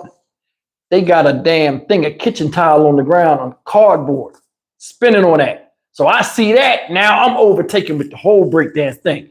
We got a guy on our street that could do the windmill. Back in the day, if you couldn't breakdance if you couldn't do the windmill. So like everybody like, I can break this. Somebody be like, yo, do the windmill then. If you can't do the windmill, you can't break that. That was like the coup de grace, right? Yo, this dude come on the block. He's like, yeah, I break dance, you know what I'm saying? I'm from New York. Everybody like, what? Man, come on, bro. He like, what? Yeah, I'll break dance right there. My man Jeff had the boom box. We was over there in the train yard. We go get a cardboard box, get the dirt off of it, do something. He got the beats on. My man started up rocking like, oh. We like, oh, I'm like, okay. As soon as he got on the ground, yo, his groundwork, he was crab walking, spinning on his hand just like in the movies. He doing the windmill. We looking stupid. We like, because we can't do none of that shit. You know what I'm saying? And he like, and he just jumped up like, yo, see? And he popped up like, see? With the swag. I was like,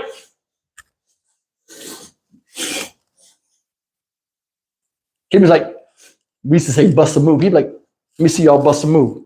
What's up? Everybody looking at everybody trying to do nothing. We can't compare to that. We don't even want to see the little bullshit we doing. But anyway, right? Now I seen him do it. He my age. If he do it, I can do it. I said, how you learn that, bro? He said, man, it's a book out. And the book, it was like a 50-page book, but it had pictures. But it had pictures of like one phase, then the next phase, and what you're supposed to do in this, and you're moving like stills, right? I begs for this book. John Wash like, you ain't doing no break dance. John Wash hate anything. You ain't doing no break dance. You ain't breaking your neck. You ain't spinning on your head. Ain't spinning on your hand. You ain't doing none of that. You know what I'm saying? You're going to be in school and spin on them books. Fair enough. He always say that, but we do what we want. We mean the basement. So he at work. I forgot what we got. deep freezer or something. It got the cardboard. I find it. Now we making all of this stuff. We got the things down and everything. I done made a big, almost the whole damn basement floor is cardboard. I got the beats on. My shit used to be Planet Rock, you know what I'm saying? I got the Planet Rock on. I'm getting hyped. I'm pop locking and all that stuff. You know what I mean? I'm starting to do the up rock. I got the book. Bunny brought me the book. I'm like, yo, that's that book. Yo, give me the book. I like to read. Yeah, you had a book? I guess the book. The book was like $10. I'm in the house. Doom, doom, doom, doom, doom, doom. You can't tell me shit. My face serious and shit. I'm duck lipping while I'm dancing. I got a mirror down there. I'm trying to look cool and shit. I got a sock on my hand, so I got my thing up on the hip. Now I'm doing a handstand and I'm spinning. You can't tell me shit. I'm learning this shit in like 3 years. I'm learning. So now we got a pep rally coming. I'm like, yo, I got to show out for the honeys because he's supposed to be dancing at the pep rally. I'm gonna challenge his ass. Hell no. So now I'm feeling myself, right? My brothers and them is coming over the house during the day. Remember, John Wash would go to work. Bunny be on the phone all damn day gossiping. We get downstairs tearing shit up. We all dancing. They little kids. They can't do it like me. So they like cheering me on and stuff. I'm trying to spin on my head. Ain't working. You know what I mean? My shit pointy, but it ain't work. So check it out. The day before the pep rally, they're like, anybody want to dance and show, express, kids come around with the thing, little girl, like, oh, anybody want to dance and do that? So I'm like, yo, I'm going to do the talent show. Put me on the talent show. You know what I mean? They said, what you going to do? I wrote breaking. I'm going to do breaking. So my man, Steve, was my friend at the time. He came on the house and I'm like, yo, you think I got a shot? Do I look stupid doing this? You know what I'm saying? He like, bro, you look good doing that, yo. You know what I'm saying? Everything cool.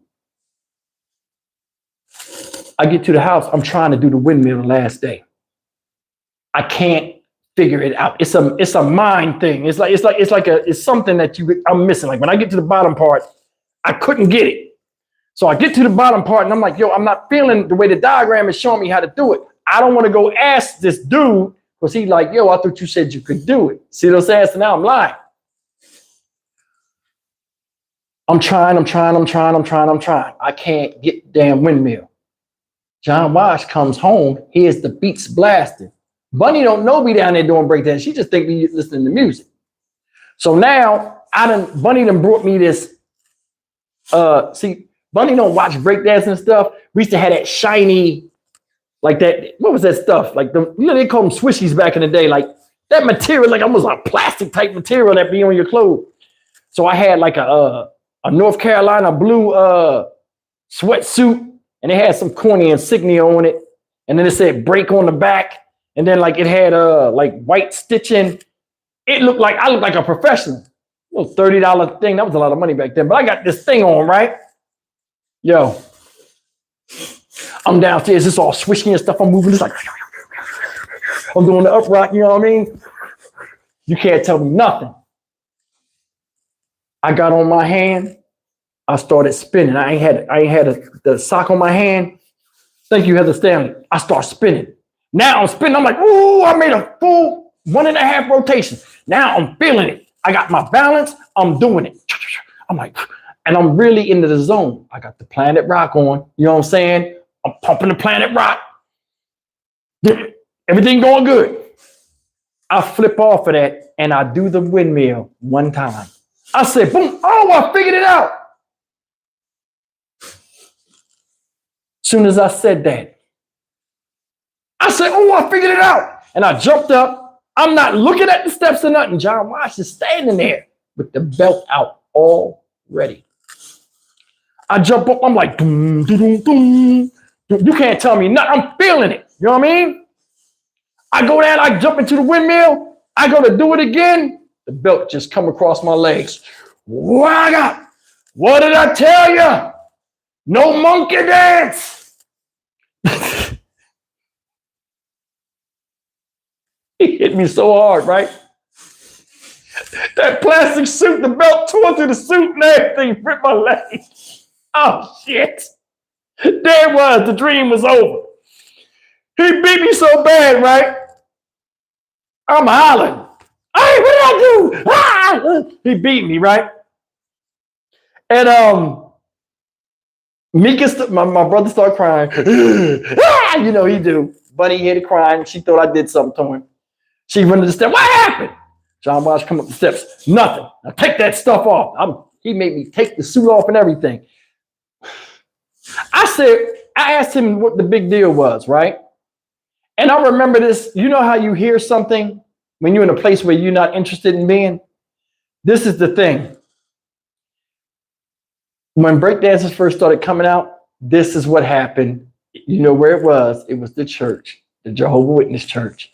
Oh, don't let them do the breakdance. Now, I remember hearing them say that, but I wasn't paying attention. Like, I didn't sit there and pay attention. I could hear them talking, but you know, I'm doing other stuff. They say, oh, don't let them do the breakdance. A Jehovah's Witness son did the head spin, and now he's paralyzed from the neck down. You know what happened? Oh, my God. Steven, no breakdance. Screw you. You know what I'm saying? And that's what happened. I got my ass rocked. I didn't do the talent show because I didn't have no suit. And I wasn't confident with the windmill. So I took my name off the day of the thing. And I hated from the sidelines. And my man, shout out, he killed it up there. And the honeys was on his meat for a week. Could have been me. Either way, I was asked out. There I was in the corner. All right, guys, that's it for story time. I will sit on here for a little bit and talk with y'all. Is that good or what? Y'all enjoyed it? It was good? I do not like this view like this, but I can see y'all comments like this. I just don't like how this looks on TV. It's all black over there. But y'all can see my body more this way, huh? It's okay. But what y'all want to talk about? I see your boy was making an appearance to make himself a nuisance. And you know, I don't understand. You got all of these dummy accounts to come in and be a dumbass to everybody. It is what it is. But you saw my pencil legs? I got some pencil legs. You know what I'm saying? Why is my shirt tucked in, Chris? Because this shirt, if I take it out, it's a dry fit shirt. See how it snaps? If I take it out, because it'll be looking stupid over my pants. You know what I mean? And it's made to go in, it's made to be close to your body, so it's supposed to be tucked in. I know you're trying to crack jokes, but that's all right though, fam. No, I'm not making them more. No, hell no. For what? Skinny ass arms. Okay, don't start with that. Let me tell you something about Mountain Dew. I ain't had a Mountain Dew in the last 4 hours. You need to ride with me now. I'm trying. You wasn't even in here last week. I asked for you too. Didn't I ask for Kay? I said, where Kay at? She ain't even here.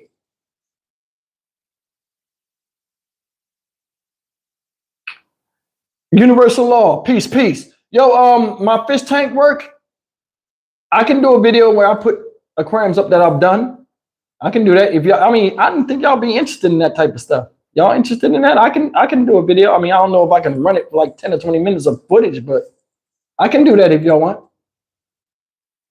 Now, you know what would be cool on these lives, because these are live stream recordings, I can't edit them. It would be cool if I could do a live stream and tell y'all stories of John Wash and put the pictures up of like what I was feeling or some of the stuff I talk about, you know, me being older, that y'all could relate to. Like when I say, who do you think you is? And I'll name somebody, like I could put it up. I think that would be cool. Are we going to get alive with John? Let me tell you something. John Wash is 96 years old. And a lot of y'all asked for that. I think that would be a hell of a story. But I got a lot of stuff going on this year. And I don't think that would be possible. But it would be cool. And I'm going to tell y'all another thing. If I did a live with John Wash here, y'all would laugh at him laughing. But I can't talk the way I talk on here. Now, I can imitate him real good. I can say damn and hell, but the rest of the stuff I can't say because, you know, he be in the Jehovah's Witness. But John Wash, if he was on here, and that would be a hell of a live. He's 96 years old. That would be good. You got me thinking now. You got me. That's a good idea. And then, like, you know, we can always remember. That would be cool. Damn, you got me thinking. That's a good. Somebody else remind me. You know, it's funny. You hear this all the time, and then it really hits you now. Thank you for bringing that up. Jason Bird, I ain't gonna mess with that. You see how like your boy keep popping up in here, different names. It takes a lot to make a YouTube account. He just doing it like it's nothing. Yeah, I don't want to talk about him no more, guys. You know what I'm saying? I don't want to talk about him no more. I mean, I really, and like you guys told me, Steve, you're giving this too much time. I don't want no one of these black beef YouTube channels. I ain't got no problem with nobody. This man don't even know me. He doesn't know me. And it's like, you know, I kind of like a subscriber talked to me today, and shout out to her, you know what I'm saying? And she was like, Steve, come on. You know better. You know better. And I was like, I do. So I'm gonna just let it go. But I got a plan for that whole situation if he doesn't cut it out. And I'm gonna do just what every other YouTuber do. And he not gonna like it. So let him do his thing. Let him do his thing. When he just disappear off of YouTube, then you'll know that, you know, somebody done did something to him. I mean, not something to him physically, but somebody done did something about the whole situation. Because I mean, he don't understand. Like, as I'm in the top 1% of the YouTube community. You know, he don't even know that. He just look at my subscribers. I'm bigger than you think I am. So you'll see. Yeah, have him get, see, but John Wash ain't tech savvy. You know what I'm saying? He ain't tech savvy. Y'all seen the shirt. A lot of y'all didn't see the shirt. The Juggernaut Real, Juggernaut Dangerous shirt. In the back, you got my Instagram and all of that stuff on it. That's the first shirt I'm gonna push out. I was thinking about this. Did y'all see that last video I did about the girl that pepper sprayed the rideshare driver? Did y'all see that video? Susie Q says she joined for the free. You won't get one, Susie Q. Calm down. In that video that I just did, you see how I said that the lost books of the Bible, one of them was called the Book of Jiffy, the Book of Jiffy Pop, and I was like giving y'all quotes from it. I might make a shirt like that. I was thinking about that. Y'all think that'd be a fly shirt? The Book of Jiffy on the front. They like have a silhouette of like somebody wearing the Jiffy Pop in the back. And then that verse that I said, like put the verse like in old times, and like put the scripture on there. I think that'd be crazy. Like, what scripture is that? The Book of Jiffy? Like, people would be like, what the fuck is that? You don't know nothing about that. You're too young. You don't know about the Book of Jiffy. You know what I'm saying?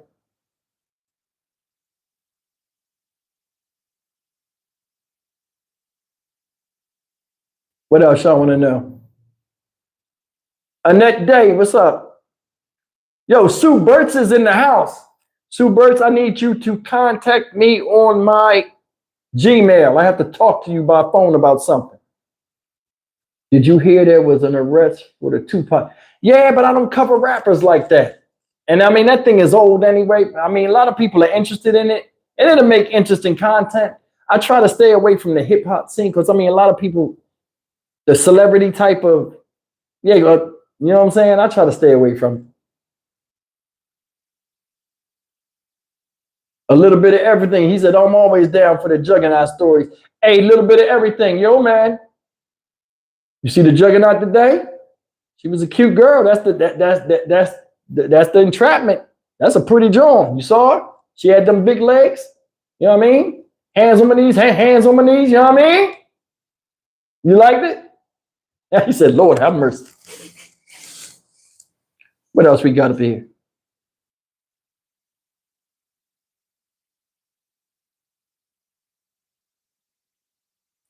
Steve, Jason Bird. Steve, did you hear that the lawyer that represented the cop is the same lawyer that represented the judge in her? Come on, man. You talking about Eddie Irizarry? Yeah, that's all about favors. I seen that. I'm like, yo, that's about favors right there. That's about favors. You know, like when I seen that, if y'all have never seen that series, I think it's on Netflix. It's called Suits, where they talk about those New York lawyers and what they be doing. I believe everything I saw on there. I mean, that's plausible to me. I'm like, yo, that right there is how I think it is. doing favors for each other and all of this stuff.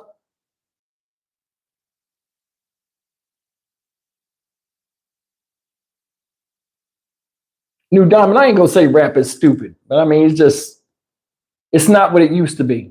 People used to rap and have a real message. Now it's just like, let me sound tougher than the next person and say the most vulgar stuff. And you know what's messing us up?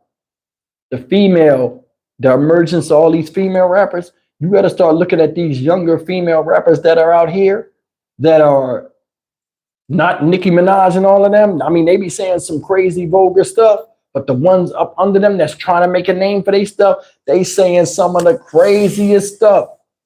I was out in Memphis and somebody showed me a video of some chick. I don't know if she's from Memphis or not. And shout out to Memphis, man. She said one of her opening lyrics made me be like, yo, it's over. Tammy Z, men can be juggernauts. They can. A thug is a juggernaut, but I don't have a species name for him. But see, they have boy king, like you have different types of male juggernauts. You have boy kings, which we call like Peter Panis. It's called a Peter Panis male. Like they refuse to grow up and they think they're adult, but they live in the fantasy world in their head about what a man really is. So Peter Panis would be the male form of a juggernaut. Did I answer your question? She said, Tammy Z say no scrubs. I'm from Virginia. You ever been to Virginia? Yes. Roanoke, Virginia. I've been to Virginia Beach.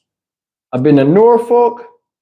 I've been to other places where they had tobacco, where it was snakes, and John Walsh wanted me to pick them up, and I said no. Yeah, music ain't what it used to be. Yo, I'm gonna tell you something. You know what my jams is? Old school R&B.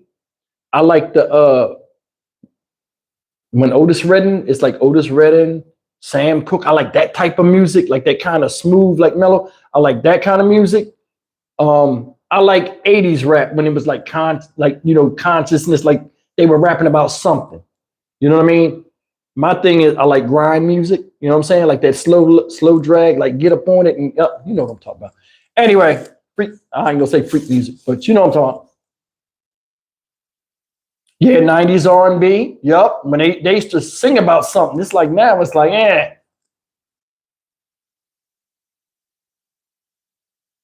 He said some of the female rappers are juggernauts. I'm gonna say a lot of them are juggernauts. You know what I mean? See, but you know what though? A lot of people don't know women have the power to change this whole thing. I ain't gonna say overnight, but they do. These young women, they got power. Let me tell you something. Dudes do things to attract women. No guy does anything for other guys to like him. Think about that. Even though, you know, people be doing inhumane stuff, we still human beings, man.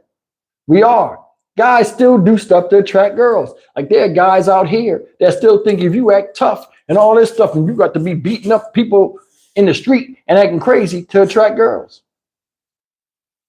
Girls don't really like that unless they grew up around it, and that's their whoopers sense of reality is warped as well. Because I mean, think about it. But a lot of things that's flying under the radar, a lot of people don't understand. And this is not just in the Black community. You're starting to see a rise in female violence in the street towards each other. Somebody tell me I'm lying on that. You see more girl fights than anything. And women are more vicious than men. They fight to the death. You know what I'm saying? Scratching the eyes, trying to bite faces off. Jesus Christ. Exactly, Sarita, they're male, but not men. And that's another thing. You can't raise a boy by yourself to be a man and then tell him to say, be a man without no type of male figure in his life or guidance. And sometimes just having a man there that's not enough. That person has to be interactive with that child. And this is not just Black folk, this is everybody. Parenting is a universal thing, man. And a lot of us, we got to figure that out. We do, because I mean, a lot of people like what's flying under the radar, and people always bring up like single parenting in the Black community and all this other stuff. That shit is climbing in other social groups as well, other races in America. Y'all better start paying attention, for real. You know what I mean? That's why I said, like on this channel, this is a universal channel. Everybody got a voice in here because we all got the same problems. We do. All that fighting over white, green, purple, black, all that shit, that's just stupid.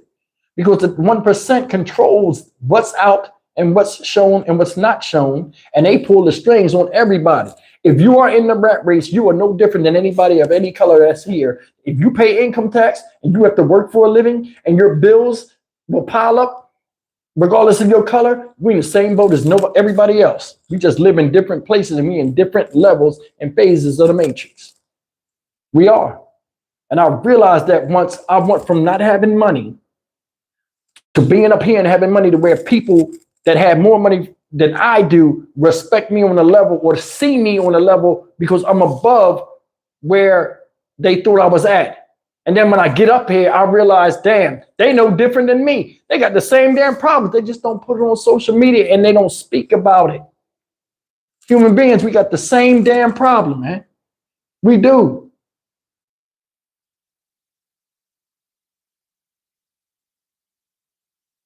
Steve, do you think it's literally in our genes to hate each other?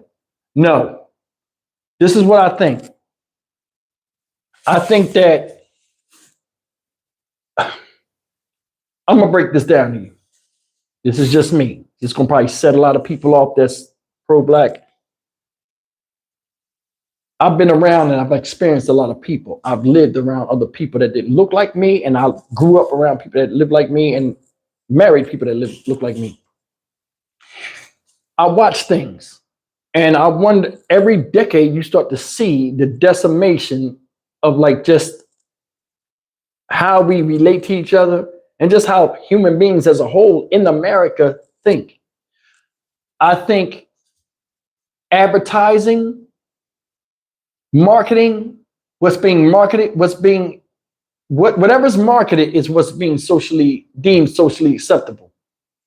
A long time ago, things that are acceptable now, to where if you say something, you look like a bad person, just 10 years ago, wasn't even thought of being talked about.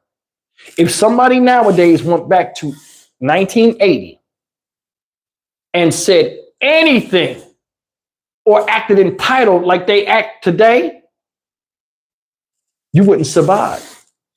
Same thing as somebody came from 1980 to here now, they would be like, what the hell happened? It's like the reason why I brought up the advertisement and like marketing and what's pushed down our throats and stuff is taking us away from the dynamic and the very foundation that kept us balanced as human beings. That's why people are getting desensitized. Somebody left me a great comment today. They said, a comedian said, you know how you drive and you see cattle and roadkill on the side of the road? They said pretty soon you're going to start seeing human beings like that and you'll drive by like it ain't even nothing. Look what's happening now. How in the hell can a 14 or 15 or 16, or a young kid tap on a computer and look at somebody getting their head chopped off in real life? Beheaded. There are websites out here right now that push that type of stuff. You can go and watch people getting the R word. You can go, the web is full of all kind of crazy stuff. You can watch people getting brutalized by terrorist groups all day long, uncensored. They got a thing where you can go look at car accidents where body parts are, what are we doing here? And it's all because of marketing and what's acceptable. When people chase this, you lose it here. For somebody to make it here, they have to manipulate you here. Or get this to work a certain way to where they can get this from you. Honestly, where in the world are you safe from death? Not in your homes no more. Hell, lightning can kill you. Walking outside, an acorn could fall and bust you upside the head and make you fall. You could trip on a crack and break your neck. You're never safe from death. It's a part of life. But rushing to it and having people push you to that is the imbalance in who we are. With that being said, right? Think about this. With you not being safe from death, look at the same scenario now with what's being pushed on you. When we were younger, kids, we would see cartoons and they would show what the cartoon, we would watch cartoons and they would show commercials. The commercials would be something about a toy that gets you excited about being an adult. Like Evel Knievel, he would wind the thing up and then he would go and do wheelies and stuff. We was too small to ride motorcycles. So what's the first thing you would see? Toys were still expensive back then. What's the first thing we would do? Mom, can I have this? Dad, can I have this? Now, if you be good till Christmas, you'll get it. Or if you make good grades in school, you'll get it. Nowadays, it's not like that. These marketers attack children from all angles. They get these little trinkets, something $2, $3, $4, and they'll sell it knowing people can afford it, but to keep the thing going to make money, and you know, it's easy for parents to pay for this, it becomes a phenomenon because they make a series. Oh, if you got 1,000 of these cards, Pokemon, then after a while, somebody in the boardroom say, okay, only make 100 of these cards. Keep one here, or we'll keep 10 of the 100. Throw them out there, and all of a sudden this card is worth 10 grand. So they make that money because everybody's buying to get these cards and buying to get these. It don't have to be Pokemon cards. It's everything else. It's a marketing strategy. We are always under attack. They tell us what to eat. Here's a perfect example. Fear and greed, right? They're like, smoking causes cancer. Then next week, tomatoes cause cancer. Drinking too much water causes cancer. Burnt meat causes cancer. Everything causes cancer. Go look at the CD, what causes cancer. It's like everything. Breathing air causing cancer. It's like, what the hell? You know what I'm saying? The internet, like people getting internet fame and all of this other stuff. Like I did the story on the girl today. Sitting there looking at that girl just as goofy as hell. She got the mind of a child at 21 years old. That's why she's still living with her mom. Mind of a child. Did you see her mom talking to her? Her mom spoke to her like she was a dude. What you doing, yo? A lot of times you get that type of situation when children are teenagers and they have their children.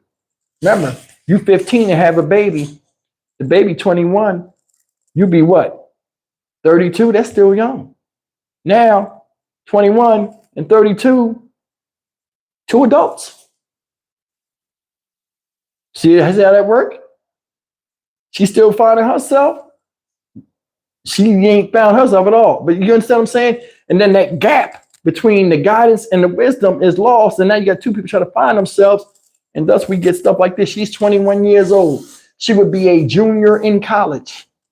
And she's out there in the street laughing and joking, coughing with stolen stuff in her hand, egging people on to do stuff. She got like 400,000. She's making something. If she's smart, she's making something and she's egging people on for views to make her look good. But all the while, somebody died because of this shit. I mean, you know what I'm saying? Somebody died and they're doing this, taken away from that.